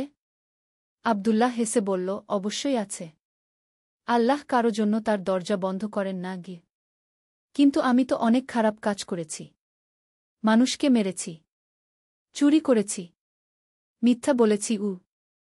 তাওবা করেছ? তাওবা মানে? অনুশোচনা, মন থেকে আফসোস করা, আল্লাহর কাছে ক্ষমা চাওয়া, আর ওই খারাপ কাজগুলো আর না করার প্রতিজ্ঞা করা। উমর চিন্তায় পড়ে গেল। তাহলে আল্লাহ আমাকে মাফ করে দেবেন? আল্লাহ বলেছেন, আমার বান্দারা, তোমরা যারা নিজেদের উপর অতিরিক্ত অন্যায় করেছ, আল্লাহর রহমত থেকে নিরাশ হজো না। নিশ্চয় আল্লাহ সব পাপ ক্ষমা করে দেন। তিনি ক্ষমাশীল, পরম দয়ালু। উমরের চোখে পানি চলে এল। এতদিন সে ভেবেছিল তার জন্য আর কোনো আশা নেই। আমি কি করব? প্রথমে মন থেকে তাওবা করো। তারপর 5 ওয়াক্ত নামাজ পড়া শুরু করো। আর কুরআন হাদিস শেখো। আস্তে আস্তে তোমার জীবন বদলে যাবে। সেদিন থেকে উমর নিয়মিত আসতে শুরু করল। সত্যিই তার জীবনে অভাবনীয় পরিবর্তন এল। যে ছেলে একসময় মানুষকে ভয় দেখাত, সেই ছেলেই এখন মানুষের সেবায় মত্ত। একদিন উমর আব্দুল্লাহকে বলল, ভাই, আমার জীবনটা কি অদ্ভুত। আগে আমি মনে করতাম পৃথিবীর সবাই আমার শত্রু। এখন মনে হয় সবাই আমার ভাই। এটাই তো ইসলামের শক্তি, আব্দুল্লাহ বলল। এটা মানুষের হৃদয় পরিবর্তন করে দেয়া। অষ্টম অধ্যায়, বিপদের পুনরাবৃত্তি। উমরের পরিবর্তন দেখে আরও অনেকে আব্দুল্লাহর কাছে আসতে শুরু করল। তার ছোট্ট মজলিস আস্তে আস্তে বড় হতে থাকল। প্রতিদিন 20-25 জন মানুষ আসত ইসলাম শিখতে। কিন্তু এই ব্যাপারটা আবার সেই প্রভাবশালী লোকদের নজরে পড়ল। তারা ভাবল, আবু বকর মরেছে ঠিকই, কিন্তু তার কাজ তো বন্ধ হয়নি। উল্টো আরও বেড়েছে। একদিন সকালে যখন আব্দুল্লাহ মসজিদে নামাজ পড়তে গিয়েছিল, তখন কয়েকজন লোক তার বাড়িতে হামলা করল। তারা তার বইপুস্তক পুড়িয়ে দিল আর ঘরবাড়ি ভাঙচুর করল। নামাজ শেষে আব্দুল্লাহ ঘরে ফিরে দেখে সবকিছু নষ্ট। তার প্রিয় কুরআন শরীফের কপিটা পর্যন্ত পুড়ে গেছে। উমর এসে দেখল এই অবস্থা। তার আবার পুরনো রাগ মাথায় উঠে গেল। ভাই, আমি এদের মজা দেখিয়ে দেব। এরা কি মনে করে নিজেদের? না, উমর, আব্দুল্লাহ তাকে শান্ত করল। আমরা প্রতিশোধ নেব না। আমাদের উস্তাদ বলেছিলেন, অন্যায়কারীদের সাথে অন্যায় করে আমরা তাদের মতো হয়ে যাব। তাহলে আমরা কি করব? সবর করব। আর আল্লাহর উপর ভরসা রাখব। কিন্তু সেদিন সন্ধ্যায় আরেকটা ঘটনা ঘটল। পুলিশ এসে আব্দুল্লাহকে গ্রেফতার করল। কি অপরাধ করেছি আমি? আব্দুল্লাহ জিজ্ঞেস করল। তুমি নাকি মানুষকে বিপথে পরিচালিত করো। ধর্মের ভুল ব্যাখ্যা দাও। আব্দুল্লাহ বুঝল তার শত্রুরা পুলিশের কাছে মিথ্যা অভিযোগ দিয়েছে। নবম অধ্যায়, কারাগারের অভিজ্ঞতা। জেলে আব্দুল্লাহকে একটা ছোট কুঠুরিতে রাখা হল। সেখানে আরও কয়েকজন বন্দী ছিল। তাদের মধ্যে ছিল চোর, ডাকাত, খুনি। প্রথমে আব্দুল্লাহ খুব ভয় পেল। কিন্তু তারপর মনে পড়ল আল্লাহর কথা। তিনি তো সর্বত্রই আছেন। জেলেও আছেন। আব্দুল্লাহ নিয়মিত নামাজ পড়তে থাকল। কুরআনের যে অংশ মুখস্থ ছিল সেগুলো তেলাওয়াত করত। তার সহবন্দীরা প্রথমে মজা করত। কিন্তু আস্তে আস্তে তারাও তার আচরণে মুগ্ধ হতে থাকল। আব্দুল্লাহ কখনো কারো সাথে খারাপ ব্যবহার করত না। নিজের খাবারও অন্যদের সাথে ভাগ করে খেত। অসুস্থ হলে সেবা করত। একদিন এক ডাকাত তাকে জিজ্ঞেস করল, ভাই, তুমি কি অপরাধ করেছ? আমি মানুষকে ভালো পথে চলতে বলেছি। সেটাই নাকি আমার অপরাধ গো? তুমি আমাদের সাথে এত ভালো ব্যবহার করো কেন? আমরা তো খুনি ডাকাত। তোমরা ভুল করেছ ঠিকই, কিন্তু তোমরাও তো মানুষ, আল্লাহর সৃষ্টি। তোমাদেরও পরিবর্তন হওয়ার সুযোগ আছে কি? এই কথা শুনে সেই ডাকাতের মন নরম হয়ে গেল। আমিও কি পারব ভালো মানুষ হতে? অবশ্যই পারবে। শুধু চাইতে হবে মন থেকে কি। সেদিন থেকে আব্দুল্লাহ জেলেও তার দাওয়াতি কাজ শুরু করল। একে একে তার সব সহবন্দীরা তার প্রভাবে এসে ইসলামের দিকে ঝুঁকতে থাকল। দশম অধ্যায়, মুক্তির পর নতুন সংকল্প। 6 মাস পর আব্দুল্লাহর মুক্তি হল। জেল থেকে বের হয়ে সে দেখল উমর আর তার অন্য সাথীরা জেলগেটে দাঁড়িয়ে আছে। তারা সবাই কেঁদে ফেলল। ভাই, আমরা ভেবেছিলাম আর কখনো দেখা হবে না, উমর বলল। আল্লাহর ইচ্ছা ছাড়া কিছুই হয় না, আব্দুল্লাহ উত্তর দিল। তিনি আমাকে জেলেও একা ছাড়েননি। সেখানেও কিছু মানুষ হেদায়েত পেয়েছে কি। ঘরে ফিরে আব্দুল্লাহ দেখল তার বাবা অপেক্ষা করছেন। বাবার চোখে মুখে চিন্তার ছাপ। আবা, তুই ভালো আছিস? আলহামদুলিল্লাহ আব্বা গু। আব্দুল্লাহ, আমি এই 6 মাস খুব ভেবেছি। তুই যে পথে চলছিস সেটা কঠিন পথ। কিন্তু দেখছি তোর ছাত্ররা সবাই তোর জন্য প্রাণ দিতে প্রস্তুত। নিশ্চয় তুই ভালো কিছু করছিস গু। আব্দুল্লাহর খুশিতে বুক ভরে গেল। আব্বা, আপনিও যদি আমাদের সাথে ইসলাম শেখেন গু। ঠিক আছে, আমিও তোর ক্লাসে যাব। এর চেয়ে খুশির আর কি হতে পারে? আব্দুল্লাহ মনে মনে আল্লাহর শুকরিয়া আদায় করল। একাদশ অধ্যায়, বিপদ থেকে শিক্ষা। জেল থেকে ফিরে আব্দুল্লাহ আরও দৃঢ়ভাবে তার দাওয়াতি কাজ শুরু করল। কিন্তু এবার সে আরও সতর্ক। সে বুঝেছিল যে শত্রুরা সব সময় তাক করে বসে আছে। এবার সে আর কোনো নির্দিষ্ট জায়গায় বসে পড়াশোনা করত না। কখনো মসজিদে, কখনো কারো ঘরে, কখনো বাগানে। আর সবসময় ছোট ছোট গ্রুপে ভাগ করে পড়াত। উমর একদিন বলল, ভাই, এভাবে লুকিয়ে লুকিয়ে কতদিন? উমর, আমরা আল্লাহর দ্বীনের কাজ করছি। এটা গোপন করার মতো কোনো লজ্জার বিষয় নয়। কিন্তু আমাদের সতর্ক থাকতে হবে। রাসূল শাহ এর সময়েও মুসলমানদের প্রথমে লুকিয়ে দাওয়াত করতে হয়েছিল গু। ঠিক বলেছেন গু। আব্দুল্লাহ এবার একটা নতুন পদ্ধতি চালু করল। সে তার শিক্ষার্থীদের বলল, তোমরা শুধু এখানে এসে শুনেই সন্তুষ্ট থেকো না। যে কথাগুলো শিখলে সেগুলো তোমাদের পরিবারে, বন্ধুদের মধ্যে, কর্মক্ষেত্রে ছড়িয়ে দাও। সবার সাথে ভালো ব্যবহার করো। তোমাদের চরিত্রের মাধ্যমে ইসলামের সৌন্দর্য তুলে ধরো গো। এই পদ্ধতি খুব কাজে দিল। আস্তে আস্তে পুরো শহরে ইসলামের সুগন্ধ ছড়িয়ে পড়তে থাকল। মানুষ নিজে থেকেই ইসলামের দিকে আকর্ষিত হতে থাকল। দ্বাদশ অধ্যায়, হৃদয় পরিবর্তনের ক্ষমতা। একদিন খুব মজার একটা ঘটনা ঘটল।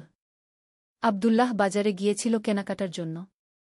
হঠাৎ দেখে একজন লোক চিৎকার করছে, চোর, চোর, আমার পার্স চুরি গেছে। আব্দুল্লাহ দেখল একটা ছেলে দৌড়ে পালিয়ে যাচ্ছে। সে সেই ছেলেটাকে দেখেছে আগে। এক দুঃখী পরিবারের সন্তান। আব্দুল্লাহ দৌড়ে সেই ছেলেটার পিছনে গেল। একটা নির্জন জায়গায় তাকে ধরে ফেল। পার্সটা দাও, আব্দুল্লাহ বলল। ছেলেটা ভয়ে কাঁপছিল। আহ, আমি চুরি করিনি গিয়ে। মিথ্যা বলার দরকার নেই। তুমি মুসা, তাই না? তোমার বাবা অসুস্থ। মা কাজ করে। পরিবারে খাবারের অভাব মুসা অবাক হয়ে গেল। আপনি কিভাবে জানেন? আমি অনেক কিছুই জানি। এখন বলো, কেন চুরি করলে? মুসার চোখে পানি এল। ভাইয়া, আমাদের ঘরে 3 দিন ধরে খাবার নেই। বাবার ওষুধ কেনার টাকা নেই। মা কাঁদতে কাঁদতে অসুস্থ হয়ে পড়েছে। আমি কি করব? আব্দুল্লাহর মনটা খারাপ হয়ে গেল। তাহলে তুমি চুরি করলে? আর কোনো উপায় দেখছিলাম না গি। আব্দুল্লাহ চিন্তা করল। তারপর নিজের পকেট থেকে কিছু টাকা বের করে মুসার হাতে দিল। এই টাকা নাও। তোমার বাবার ওষুধ কিনো। মায়ের জন্য খাবার কিনো। আর পার্সটা ফিরিয়ে দাও। মুসা কান্নায় ভেঙে পড়ল। ভাইয়া, আপনি কে? কেন আমাকে সাহায্য করছেন? আমি তোমার ভাই। আর ভাই ভাইয়ের বিপদে সাহায্য করবে না তো কে করবে? কিন্তু আমি তো চোর গো। তুমি চোর নও মুসা। তুমি একজন অসহায় ছেলে যে ভুল পথ বেছে নিয়েছিলে। এখনও সময় আছে সঠিক পথে ফিরে আসার। সেদিন থেকে মুসা আব্দুল্লাহর কাছে আসতে শুরু করল। আর কখনো চুরি করেনি। বরং একটা ছোট কাজ জোগাড় করে পরিবারের ভরণ পোষণ করতে থাকল। 13 অধ্যায়, বিপদের নতুন মাত্রা। আব্দুল্লাহর প্রভাব যতই বাড়তে থাকল, তার শত্রুদের হিংসাও তত বাড়তে থাকল। এবার তারা নতুন কৌশল অবলম্বন করল। তারা মক্কার গভর্নরের কাছে গিয়ে বলল, আব্দুল্লাহ নামে এক যুবক সরকারের বিরুদ্ধে মানুষকে উস্কানি দিচ্ছে। সে বলে বেড়ায় সরকারি আইনকানুন মানতে হবে না, শুধু আল্লাহর আইন মানলেই চলবে। গভর্নর চিন্তায় পড়লেন। এ তো গুরুতর অভিযোগ। সরকার বিরোধী কার্যকলাপ কোনোভাবেই সহ্য করা যায় না। তিনি আব্দুল্লাহকে ডেকে পাঠালেন। আব্দুল্লাহ গেল গভর্নরের কাছে। গভর্নর ছিলেন একজন ন্যায়পরায়ণ মানুষ। তিনি প্রথমেই আব্দুল্লাহর কথা শুনতে চাইলেন। তোমার বিরুদ্ধে অভিযোগ আছে যে তুমি সরকারের বিরুদ্ধে মানুষকে উস্কানি দাও। এ ব্যাপারে তোমার বক্তব্য কি? হুজুর, আব্দুল্লাহ বলল, আমি কখনো সরকারের বিরুদ্ধে কথা বলিনি। আমি মানুষকে শেখাই সততা, ন্যায়পরায়ণতা, দয়ামায়া। আমি বলি সবার সাথে ভালো ব্যবহার করতে। এমনকি সরকারের সাথেও। তাহলে এই অভিযোগ কেন? হুজুর, আমার কিছু শত্রু আছে। তারা আমার কাজ পছন্দ করে না। তাই মিথ্যা অভিযোগ দিয়েছে। গভর্নর বুদ্ধিমান মানুষ ছিলেন। তিনি আব্দুল্লাহর কথায় সত্যতার ছোঁয়া পেলেন। তুমি আসলে কি শেখাও? আমি মানুষকে শেখাই কিভাবে একজন ভালো মানুষ হওয়া যায়, কিভাবে আল্লাহকে খুশি করা যায়, আর রাসূল শাহ এর আদর্শ অনুসরণ করা যায়। এটা তো ভালো কাজ। এতে সরকার বিরোধিতা কোথায়? কোথাও নেই হুজুর। আমি বরং বলি, ন্যায়পরায়ণ সরকারকে সাহায্য করা প্রত্যেক মুসলমানের দায়িত্ব। গভর্নর সন্তুষ্ট হলেন। তিনি আব্দুল্লাহকে মুক্তি দিয়ে দিলেন। আর যারা মিথ্যা অভিযোগ দিয়েছিল তাদের সতর্ক করে দিলেন। 14 অধ্যায়, বিয়ে এবং নতুন জীবন। আব্দুল্লাহর বয়স এখন 30। তার বাবা তাকে বিয়ে দিতে চান। বেটা, এখন তোর বিয়ের সময় হয়েছে। আমি একটা ভালো পরিবারে তোর জন্য পাত্রী খুঁজেছি। আব্দুল্লাহ জানত বিয়ে সুন্নত, রাসূল শাহ এর আদর্শ। তিনি বাবার কথায় রাজি হয়ে গেলেন। মেয়েটির নাম আয়েশা। সে ছিল খুব ভালো পরিবারের মেয়ে, ধর্মকর্মে মনোযোগী। আব্দুল্লাহর সাথে বিয়ের পর সে আরও বেশি দিনের পথে এগিয়ে গেল। আপনি যে কাজ করেন সেটা খুব সুন্দর কাজ, আয়েশা তার স্বামীকে বলল। আমিও কি কিছু করতে পারি? অবশ্যই। তুমি মহিলাদের ইসলাম শেখাতে পারো। অনেক মহিলা আছে যারা দ্বীনের কথা জানতে আগ্রহী কিন্তু পুরুষদের কাছ থেকে শিখতে সংকোচ বোধ করে। কি এভাবে আয়েশাও শুরু করল মহিলাদ রহমতের আলো। প্রথম অধ্যায়, অন্ধকারের মাঝে। মক্কার পবিত্র শহরের কাছাকাছি এক ছোট গ্রামে বাস করত ইউসুফ নামের এক যুবক। তার বয়স মাত্র 2-5 বছর, কিন্তু জীবনের কঠিন পরীক্ষায় তার হৃদয় হয়ে গিয়েছিল পাথরের মতো কঠিন। বাবা মা উভয়েই মারা গেছেন যখন সে মাত্র 1-8 বছর বয়সে। তারপর থেকে একা একা জীবন যুদ্ধ করে আসছে। ইউসুফ ছিল একজন দক্ষ কামার। তার হাতে তৈরি তরবারি আর ছুরি ছিল পুরো অঞ্চলের মধ্যে সবচেয়ে ধারালো। কিন্তু জীবনের কষ্ট আর দুঃখ তাকে করে তুলেছিল অসহিষ্ণু আর রাগী। সে মানুষের সাথে কথা বলত কর্কশ স্বরে। গরিবদের সাহায্য করার কথা ভাবতই না। তার মনে ছিল শুধু একটাই চিন্তা, কিভাবে আরও বেশি টাকা আয় করা যায়। প্রতিদিন ফজরের আজান দিলেও ইউসুফ নামাজ পড়ত না। সে ভাবত, আল্লাহ যদি আছেনই, তাহলে আমার বাবা-মাকে এত তাড়াতাড়ি নিয়ে গেলেন কেন? আমাকে একা ফেলে রাখলেন কেন? একদিন সন্ধ্যার সময় ইউসুফ তার কামারখানায় কাজ করছিল। হঠাৎ দেখল এক বৃদ্ধ লোক তার দোকানের সামনে দাঁড়িয়ে আছেন। বৃদ্ধের চেহারা ছিল অত্যন্ত পবিত্র, দাড়িতে ছিল সাদা পালক। তার চোখে ছিল অফুরন্ত মমতা। আসসালামু আলাইকুম বেটা, বৃদ্ধ বললেন মধুর স্বরে। ইউসুফ তাকাল না। শুধু বলল, কি চান? একটা ছোট ছুরি লাগবে। দাম কত? 5 দিনার, ইউসুফ রুডভাবে জবাব দিল। বৃদ্ধ তার থলে থেকে কয়েকটা পয়সা বের করলেন। আমার কাছে শুধু 2 দিনার আছে বেটা। এইটুকু নেবেন? না, নিচে দাম করি না। যেতে পারেন। বৃদ্ধ কিছুক্ষণ চুপ করে দাঁড়িয়ে রইলেন। তারপর বললেন, ঠিক আছে বেটা। আল্লাহ তোমার মঙ্গল করুন গো। ইউসুফ মনে মনে রেগে গেল। মঙ্গল? হুম, আমার আর কোনো মঙ্গল হবে না গি। 2য় অধ্যায়, অপ্রত্যাশিত দর্শন। পরের দিন জুমার নামাজের পর ইউসুফ বাজারে গিয়েছিল কিছু কাঁচামাল কিনতে। হঠাৎ দেখল ভিড়ের মাঝে একজন লোক খুব উচ্চস্বরে কথা বলছেন। তার চারপাশে অনেক মানুষ জড়ো হয়েছে।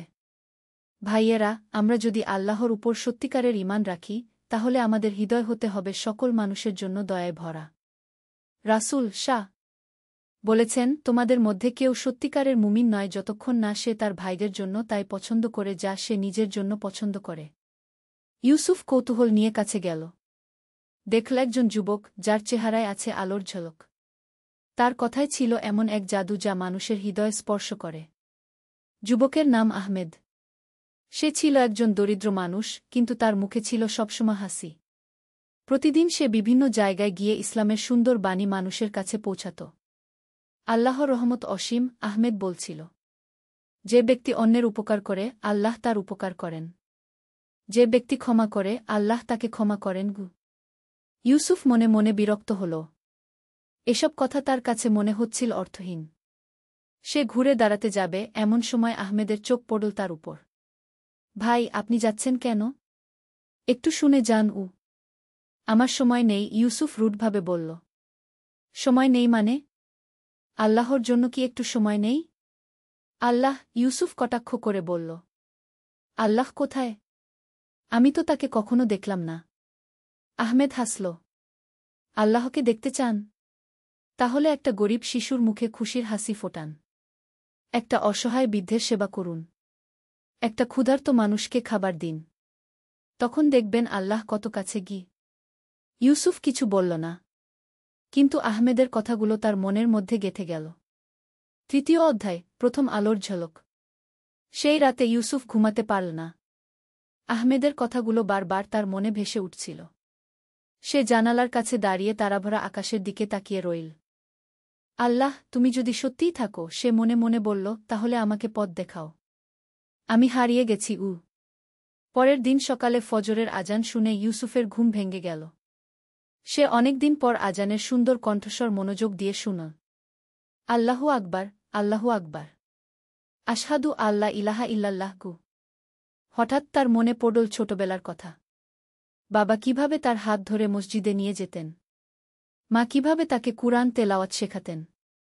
দুপুরের সময় ইউসুফ কাজ করছিল, এমন সময় দেখল সেই একই বৃদ্ধ আবার এসেছেন যিনি গতকাল ছুরি কিনতে এসেছিলেন। আসসালামু আলাইকুম বেটা, বৃদ্ধ আবারও মধুর স্বরে বললেন। এবার ইউসুফ একটু লজ্জা পেল। ওয়ালাইকুম আসসালাম গে। গতকাল যে ছুরিটার কথা বলেছিলাম সেটা এখনো আছে? ইউসুফ মনে মনে দ্বিধায় পড়ল। বৃদ্ধের কাছে তো 5 দিনার নেই। কিন্তু আজ কেন জানি তার মন অন্যরকম লাগছে। আজ্ঞে হ্যাঁ, আছে কি বলে ইউসুফ একটা সুন্দর ছুরি বের করল। আমার কাছে আজও 2 দিনার আছে, বৃদ্ধ বিনীতভাবে বললেন। ইউসুফ কিছুক্ষণ চুপ করে রইল। তারপর বলল, ঠিক আছে, 2 দিনারেই নিয়ে যান গু। বৃদ্ধের চেহারায় আনন্দের ঝলক ফুটে উঠল। আল্লাহ তোমার ভালো করুক বেটা। আমি তোমার জন্য দোয়া করব। ইউসুফ প্রথমবারের মতো অনুভব করল মনের মধ্যে একটা অন্যরকম প্রশান্তি। 4র্থ অধ্যায়, পরিবর্তনের শুরু। সেই ঘটনার পর থেকে ইউসুফের মনের মধ্যে ধীরে ধীরে পরিবর্তন আসতে লাগল। সে প্রতিদিন আহমেদের ওয়াজ শুনতে যেতে লাগল। একদিন আহমেদ বলছিল, রাসূল শাহ এর একটি হাদিসের কথা। যে ব্যক্তি কোনো মুসলিমের কোনো কষ্ট দূর করে দেয়, আল্লাহ তার কিয়ামতের দিনের কষ্ট দূর করে দেবেন। যে ব্যক্তি কোনো সংকটাপন্ন ব্যক্তির সংকট মোচন করে, আল্লাহ তার দুনিয়া ও আখেরাতের সংকট মোচন করবেন। ইউসুফ এই কথাগুলো শুনে গভীরভাবে চিন্তা করল। সে বুঝতে পারল যে তার জীবনে সত্যিকারের শান্তি পেতে হলে অন্যদের সাহায্য করতে হবে। পরের দিন একটা ছোট ছেলে এসে ইউসুফের দোকানে ভিক্ষা চাইল। ছেলেটার পরনে ছিল ছেঁড়া কাপড়, পায়ে কোনো জুতো নেই। চাচা, আমার মা অসুস্থ। ওষুধ কেনার পয়সা নেই। একটু সাহায্য করবেন? ইউসুফের মন কেমন করে উঠল। সে তার পকেট থেকে কয়েকটা দিনার বের করে ছেলেটার হাতে দিল। এই নাও, তোমার মায়ের সেবা করোগ। ছেলেটা খুশিতে লাফিয়ে উঠল। আল্লাহ আপনার মঙ্গল করুক, চাচা। সেই রাতে ইউসুফ অনেক দিন পর মনের শান্তিতে ঘুমাল। পঞ্চম অধ্যায়, ঈমানের পরীক্ষা। কয়েক সপ্তাহ পর ইউসুফের জীবনে এক বড় পরীক্ষা এল। তার কামারখানায় আগুন লেগে গেল। সব সরঞ্জাম পুড়ে ছাই হয়ে গেল। ক্ষতির পরিমাণ প্রায় 100 দিনার। প্রথমে ইউসুফ হতাশায় ভেঙে পড়ল। সে ভাবল, আবার সেই আগের মতো অবস্থা। আল্লাহ কেন আমার সাথে এমন করলেন? কিন্তু তারপরই তার মনে পড়ল আহমেদের একটি কথা, আল্লাহ যাকে ভালোবাসেন তাকে পরীক্ষা করেন। পরীক্ষার মাধ্যমেই বান্দা আল্লাহর আরও কাছে চলে যায়। ইউসুফ সিদ্ধান্ত নিল যে সে হাল ছাড়বে না। সে আল্লাহর উপর ভরসা রেখে আবার নতুন করে শুরু করবে। পরের দিন সকালে ইউসুফ মসজিদে গিয়ে ফজরের নামাজ পড়ল। অনেকদিন পর নামাজ শেষে সে মহান আল্লাহর কাছে দোয়া করল। হে আল্লাহ, আমি আপনার কাছে ক্ষমা চাই। আমি অনেক অন্যায় করেছি। এখন আপনার পথে ফিরে আসতে চাই। আমাকে সাহায্য করুন। ষষ্ঠ অধ্যায়, অলৌকিক সাহায্য।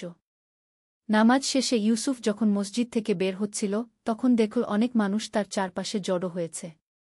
তাদের মধ্যে ছিল আহমেদ, সেই বৃদ্ধ যার কাছে সে কম দামে ছুরি বেচেছিল, এবং আরও অনেকে। আহমেদ এগিয়ে এসে বলল, ভাই ইউসুফ, আমরা শুনেছি তোমার দোকানে আগুন লেগেছে। আমরা সবাই মিলে তোমাকে সাহায্য করতে চাই। একের পর এক মানুষ এগিয়ে এসে ইউসুফের হাতে টাকা দিতে লাগল। কেউ 5 দিনার, কেউ 10 দিনার। সেই গরিব ছেলেটাও এসেছিল যাকে সে সাহায্য করেছিল। সে তার হাতে একটা দিনার রাখল। চাচা, এইটা আপনার। আপনি আমাদের সাহায্য করেছিলেন, এখন আমরা আপনার সাহায্য করব। ইউসুফের চোখে পানি এসে গেল। সে বুঝতে পারল যে আল্লাহর রহমত সত্যিই অসীম। যারা অন্যের উপকার করে, আল্লাহ তাদের উপকার করেন। সবাই মিলে যে টাকা দিল তা দিয়ে ইউসুফ আবার নতুন করে তার কামারখানা গড়ে তুলল। এবার সে ঠিক করল যে তার দোকানে একটা সাইনবোর্ড লাগাবে, গরিবদের জন্য বিশেষ ছাড়। সপ্তম অধ্যায়, সত্যিকারের সুখ। মাস 6 পর ইউসুফের জীবন সম্পূর্ণ বদলে গিয়েছিল। সে এখন 5 ওয়াক্ত নামাজ পড়ে। প্রতি জুমবারে মসজিদে যায়। গরিবদের সাহায্য করে।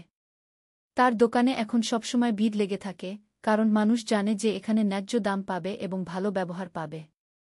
একদিন সন্ধ্যায় ইউসুফ তার দোকান বন্ধ করে বাড়ি ফিরছিল। পথে দেখল একটা অন্ধ বৃদ্ধ রাস্তার পাশে বসে আছেন। তার সামনে একটা ছোট বাটি রাখা। ইউসুফ কাছে গিয়ে জিজ্ঞেস করল, চাচা, আপনার কি সাহায্য লাগবে? বৃদ্ধ মাথা তুলে বললেন, বেটা, আমার কোনো সন্তান নেই। কেউ দেখাশোনা করার নেই। একটু খাবারের ব্যবস্থা করতে পারলে ভালো হতো। ইউসুফ বৃদ্ধকে তার বাড়িতে নিয়ে গেল। খাবার খাওয়াল। তারপর বলল, চাচা, আপনি আমার সাথেই থাকুন। আমি আপনার সেবা করব। বৃদ্ধের চোখে আনন্দাশ্রু এসে গেল। আল্লাহ তোমার মঙ্গল করুক, বেটা গি। সেই রাতে ইউসুফ অনুভব করল যে সত্যিকারের সুখ কি। টাকা পয়সা নয়, অন্যের সেবা করার মধ্যেই লুকিয়ে আছে জীবনের প্রকৃত আনন্দ। অষ্টম অধ্যায়, আধ্যাত্মিক উন্নতি। সময় গড়িয়ে চল। ইউসুফ এখন শুধু একজন কামার নয়, তার পরিচয় হয়েছে একজন সৎ ও দয়ালু মানুষ হিসেবে। তার দোকানে এখন আসে বিভিন্ন শ্রেণীর মানুষ। সবার সাথেই সে মিষ্টি কথা বলে। প্রতি রমজান মাসে সে গরিবদের মধ্যে ইফতার বিতরণ করে। প্রতি ঈদে নতুন কাপড় কিনে দেয় এতিম ছেলে মেয়েদের। জাকাত দেয় নিয়মিত। একদিন আহমেদ এসে বলল, ইউসুফ ভাই, আপনার পরিবর্তন দেখে আমি অভিভূত। আল্লাহ আপনার মধ্যে যে নূর দিয়েছেন তা এখন অন্যদের মধ্যেও ছড়িয়ে দিন। ইউসুফ বুঝল আহমেদ কি বলতে চাইছে। সে ঠিক করল যে সেও মানুষদের মধ্যে ইসলামের সুন্দর বাণী পৌঁছাবে। প্রতি শুক্রবার জুমার নামাজের পর ইউসুফ মসজিদের সামনে বসে মানুষদের সাথে ইসলাম নিয়ে কথা বলতে লাগল। তার নিজের জীবনের অভিজ্ঞতা শুনিয়ে সে বুঝাতে লাগল যে আল্লাহর রহমত কত বড়। ভাইয়েরা, আমি একসময় আল্লাহকে মানতাম না। মনে করতাম তিনি আমার সাথে অন্যায় করেছেন। কিন্তু এখন বুঝি যে আল্লাহর প্রতিটি কাজের পিছনে কল্যাণ লুকিয়ে আছে। আমার বাবা মায়ের মৃত্যুও ছিল আমার জন্য একটা পরীক্ষা। সেই পরীক্ষায় উত্তীর্ণ হয়ে আমি আল্লাহর কাছাকাছি পৌঁছেছি। নবম অধ্যায়, বিপদে ধৈর্য। ইউসুফের জীবন যখন সুন্দরভাবে চলছিল তখন আবার একটা বড় পরীক্ষা এল। যে অন্ধ বৃদ্ধকে সে সেবা করত তিনি হঠাৎ অসুস্থ হয়ে পড়লেন। ডাক্তার বলল অনেক টাকা লাগবে চিকিৎসার জন্য। ইউসুফ তার সব সঞ্চয় খরচ করে বৃদ্ধের চিকিৎসা করাল। কিন্তু কিছুদিন পর বৃদ্ধ মারা গেলেন। তার মৃত্যুর আগে তিনি ইউসুফকে বলে গিয়েছিলেন, বেটা, তুমি আমার প্রকৃত সন্তানের মতো। আল্লাহ তোমার সব মনোবাসনা পূরণ করুন। বৃদ্ধের মৃত্যুতে ইউসুফ খুবই দুঃখিত হল। কিন্তু এবার সে ভেঙে পড়ল না। সে জানত যে মৃত্যু আল্লাহর পক্ষ থেকে আসে এবং সবাইকে একদিন তার কাছে ফিরে যেতে হবে। বৃদ্ধের জানাজায় অংশগ্রহণ করল এলাকার অনেক মানুষ। সবাই বলাবলি করছিল যে ইউসুফের মতো একজন সেবক পেয়ে বৃদ্ধ কত ভাগ্যবান ছিলেন। দশম অধ্যায়, পুরস্কার। বৃদ্ধের মৃত্যুর কয়েকদিন পর একদিন ইউসুফের কাছে এক আইনজীবী এলেন। তিনি জানালেন যে মৃত বৃদ্ধের আসল নাম ছিল আব্দুর রহমান এবং তিনি ছিলেন একজন বিত্তবান ব্যবসায়ী। তার কোনো ওয়ারিশ না থাকায় সমস্ত সম্পত্তি তিনি ইউসুফের নামে লিখে দিয়ে গেছেন। ইউসুফ অবাক হয়ে গেল। তিনি জানতেন না যে যাকে তিনি একজন গরিব অসহায় মানুষ মনে করেছিলেন তিনি আসলে এত বিত্তবান ছিলেন।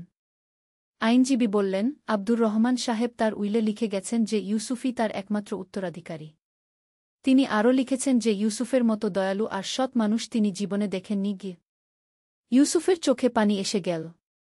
তিনি বুঝতে পারলেন যে আল্লাহ তায়ালা তাকে কত বড় পুরস্কার দিয়েছেন তার সেবার জন্য। একাদশ অধ্যায়, সম্পদের সদ্ব্যবহার। এই অপ্রত্যাশিত সম্পত্তি পেয়ে ইউসুফ প্রথমে কিছুটা দ্বিধায় পড়ে গেলেন। তিনি ভাবলেন, এত টাকা দিয়ে আমি কি করব? আমার তো সাদাসিধা জীবনযাত্রাতেই খুশি। সেই রাতে তিনি তাহাজ্জুদের নামাজে দাঁড়িয়ে আল্লাহর কাছে পথ চাইলেন। হে আল্লাহ, আপনি আমাকে এই সম্পদ দিয়েছেন। আমি কিভাবে এর সদ্ব্যবহার করব? পরের দিন সকালে আহমেদের কাছে গিয়ে সব কথা খুলে বললেন। আহমেদ বলল, ভাই, আল্লাহ আপনাকে এই সম্পদ দিয়েছেন মানুষের সেবার জন্য। এই টাকা দিয়ে আপনি আরও বেশি মানুষের উপকার করতে পারবেন। ইউসুফ ঠিক করলেন যে তিনি এই সম্পদ দিয়ে একটি দাতব্য প্রতিষ্ঠান গড়বেন, যেখানে এতিম ছেলেমেয়েদের পড়াশোনার ব্যবস্থা হবে, গরিবদের চিকিৎসার ব্যবস্থা হবে এবং অসহায় বৃদ্ধদের আশ্রয় পাবেন। তিনি তার সম্পত্তির একটি বড় অংশ দিয়ে খুরহমত ফাউন্ডেশন নামে একটি সংস্থা গড়লেন। এর মূল উদ্দেশ্য ছিল দরিদ্র ও অসহায়দের সেবা করা। দ্বাদশ অধ্যায়, প্রভাব বিস্তার। ইউসুফের খুরহমত ফাউন্ডেশন খুব শীঘ্রই সারা অঞ্চলে পরিচিত হয়ে উঠল। সেখানে একটি স্কুল গড়া হল এতিম শিশুদের জন্য। একটি হাসপাতাল গড়া হল গরিব রোগীদের বিনামূল্যে চিকিৎসার জন্য। একটি আশ্রম গড়া হল অসহায় বৃদ্ধদের জন্য। ইউসুফ নিজে প্রতিদিন এই প্রতিষ্ঠানগুলো দেখাশোনা করতেন। তিনি এতিম বাচ্চাদের সাথে খেলতেন, অসুস্থ রোগীদের খোঁজখবর নিতেন, বৃদ্ধদের সাথে গল্প করতেন। একদিন একটি ছোট মেয়ে এসে ইউসুফের হাত ধরে বলল, চাচা, আমি আপনাকে অনেক ভালোবাসি। আপনার মতো হতে চাই। ইউসুফের মন ভরে গেল। তিনি বুঝলেন যে সত্যিকারের সফলতা এটাই, মানুষের হৃদয়ে জায়গা করে নেওয়া। বছরের পর বছর কেটে গেল। ইউসুফের প্রতিষ্ঠান আরও বড় হল। তিনি বিয়ে করলেন একজন ধর্মপ্রাণ মহিলাকে যিনিও সমাজসেবায় আগ্রহী ছিলেন। তাদের ঘরে এল 3টি সন্তান। ইউসুফ তার সন্তানদের ছোটবেলা থেকেই শিখাতেন যে সম্পদ শুধু নিজের জন্য নয়, অন্যদের সেবার জন্য। ত্রয়োদশ অধ্যায়, জীবনের সন্ধ্যায়। বৃদ্ধ বয়সে পৌঁছে ইউসুফ একদিন তার জীবনের দিকে ফিরে তাকালেন। তিনি দেখলেন কিভাবে একজন রাগী, স্বার্থপর মানুষ থেকে তিনি হয়ে উঠেছেন একজন দয়ালু, পরোপকারী মানুষ। তার প্রতিষ্ঠান এখন হাজার হাজার মানুষের সেবা করছে। শত শত এতিম শিশু পড়াশোনা করে সমাজের কল্যাণকর সদস্য হয়ে উঠেছে। অসংখ্য রোগী সুস্থ হয়েছে। অগণিত অসহায় মানুষ আশ্রয় পেয়েছে। একদিন তিনি মসজিদে বসে কুরআন তেলাওয়াত করছিলেন। এমন সময় তার নজরে পড়ল একটি আয়াত। এবং যারা আল্লাহর পথে তাদের সম্পদ ব্যয় করে তারা যেন এক শস্যের মতো যা 7টি শীষ দেয়, প্রত্যেক শীষে 1 দানা। আর আল্লাহ যাকে ইচ্ছা বহুগুণ বাড়িয়ে দেন। সূরা বাকারাহ 261। ইউসুফ মনে মনে হাসলেন। তিনি বুঝতে পারলেন যে আল্লাহর এই প্রতিশ্রুতি তার জীবনে কিভাবে বাস্তব হয়েছে। 14 অধ্যায় শেষ পরীক্ষা। 7-5 বছর বয়সে ইউসুফ একটি কঠিন রোগে আক্রান্ত হলেন।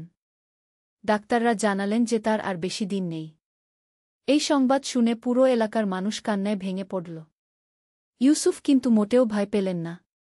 তিনি জানতেন যে মৃত্যু মানে শুধু এক জগৎ থেকে আরেক জগতে পাড়ি দেওয়া। তার শেষ দিনগুলোতে অসংখ্য মানুষ তাকে দেখতে এল। কেউ এসেছিল তার দোয়া নিতে, কেউ এসেছিল কৃতজ্ঞতা জানাতে। সেই ছোট মেয়েটিও এল যে একদিন বলেছিল ইউসুফের মতো হতে চায়। এখন সে একজন বড় ডাক্তার, গরিবদের সেবা করে। চাচা, সে কাঁদতে কাঁদতে বলল, আপনি আমাদের ছেড়ে যাবেন না। আপনার দেখানো পথেই তো আমরা চলি গে। ইউসুফ হাসলেন। বেটা, মানুষ মরে গেলেও তার কাজ বেঁচে থাকে। তুমি যদি সারা জীবন মানুষের সেবা করো, তাহলে আমি তোমার মধ্যে দিয়েই বেঁচে থাকব। 5 অধ্যায় বিদায়ের মুহূর্ত। ইউসুফের জীবনের শেষ রাতে তিনি তার স্ত্রী ও সন্তানদের কাছে ডাকলেন। আমার প্রিয়জনেরা, আল্লাহর ইচ্ছায় আমার বিদায়ের সময় এসে গেছে। আমি চাই না তোমরা আমার জন্য বেশি কাঁদো। বরং খুশি হও যে আমি আমার জীবনটা অর্থপূর্ণভাবে কাটিয়েছি। আব্বু, তার বড় ছেলে কাঁদতে কাঁদতে বলল, আপনি আমাদের কি উপদেশ দিয়ে যাবেন? ইউসুফ মৃদু স্বরে বললেন, বেটারা, মনে রেখো, জীবনের সবচেয়ে বড় সফলতা হল মানুষের মঙ্গল করা। টাকা পয়সা, খ্যাতিয়শ সব একদিন শেষ হয়ে যাবে। কিন্তু তুমি যদি কারো মুখে হাসি ফোটাও, কারো কষ্ট দূর করো, তাহলে সেই নেকি আখেরাতে তোমার কাজে আসবে। আর আরেকটি কথা, কখনো আল্লাহর উপর থেকে ভরসা হারিজো না। যত বড় বিপদেই পড়ো, মনে রেখো আল্লাহ তোমার সাথে আছেন।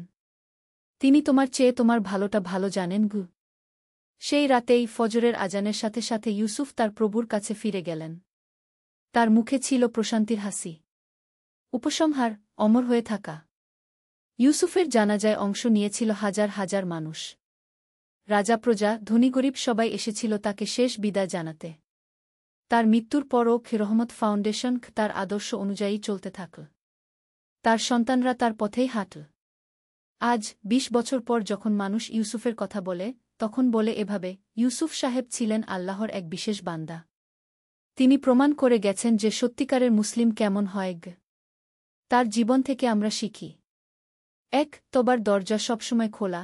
ইউসুফ প্রমাণ করেছেন যে যত বড় পাপীই হোক, আল্লাহর কাছে ফিরে আসার সুযোগ সবার আছে। 2. অন্যের সেবায় নিজের কল্যাণ। যত বেশি অন্যের উপকার করবেন, আল্লাহ তত বেশি আপনার উপকার করবেন। 3. বিপদে ধৈর্য। জীবনে বিপদাপদ আসবেই। কিন্তু ধৈর্য ও আল্লাহর উপর ভরসা রাখলে সব কঠিনতা কাটিয়ে ওঠা সম্ভব। 4. সম্পদের সদ্ব্যবহার। আল্লাহ যে সম্পদ দেন, তা শুধু নিজের ভোগের জন্য নয়, অন্যদের সেবার জন্যও। 5. নেক আমলের দীর্ঘস্থায়ী প্রভাব। মানুষ মরে গেলেও তার ভালো কাজের প্রভাব বহু প্রজন্ম ধরে চলতে থাকে। ইউসুফের গল্প আমাদের শেখায় যে আল্লাহর রহমত সত্যিই অসীম। যারা তার পথে ফিরে আসে, তাদের তিনি কখনো নিরাশ করেন না। তাদের দুনিয়া ও আখেরাত উভয় জগতেই সফল করেন। আল্লাহ তায়ালা আমাদের সবাইকে ইউসুফের মতো পরিবর্তিত হওয়ার এবং মানুষের সেবা করার তৌফিক দান করুন। আমিন। রব্বানা আতিনা ফিদ দুনিয়া হাসানাতাও ওয়া ফিল আখিরাতি হাসানাতাও ওয়া কিনা আজাবান নার। হে আমাদের প্রতিপালক, আমাদেরকে দুনিয়াতে কল্যাণ দান করুন এবং আখেরাতেও কল্যাণ দান করুন এবং আমাদেরকে জাহান্নামের আগুন থেকে রক্ষা করুন।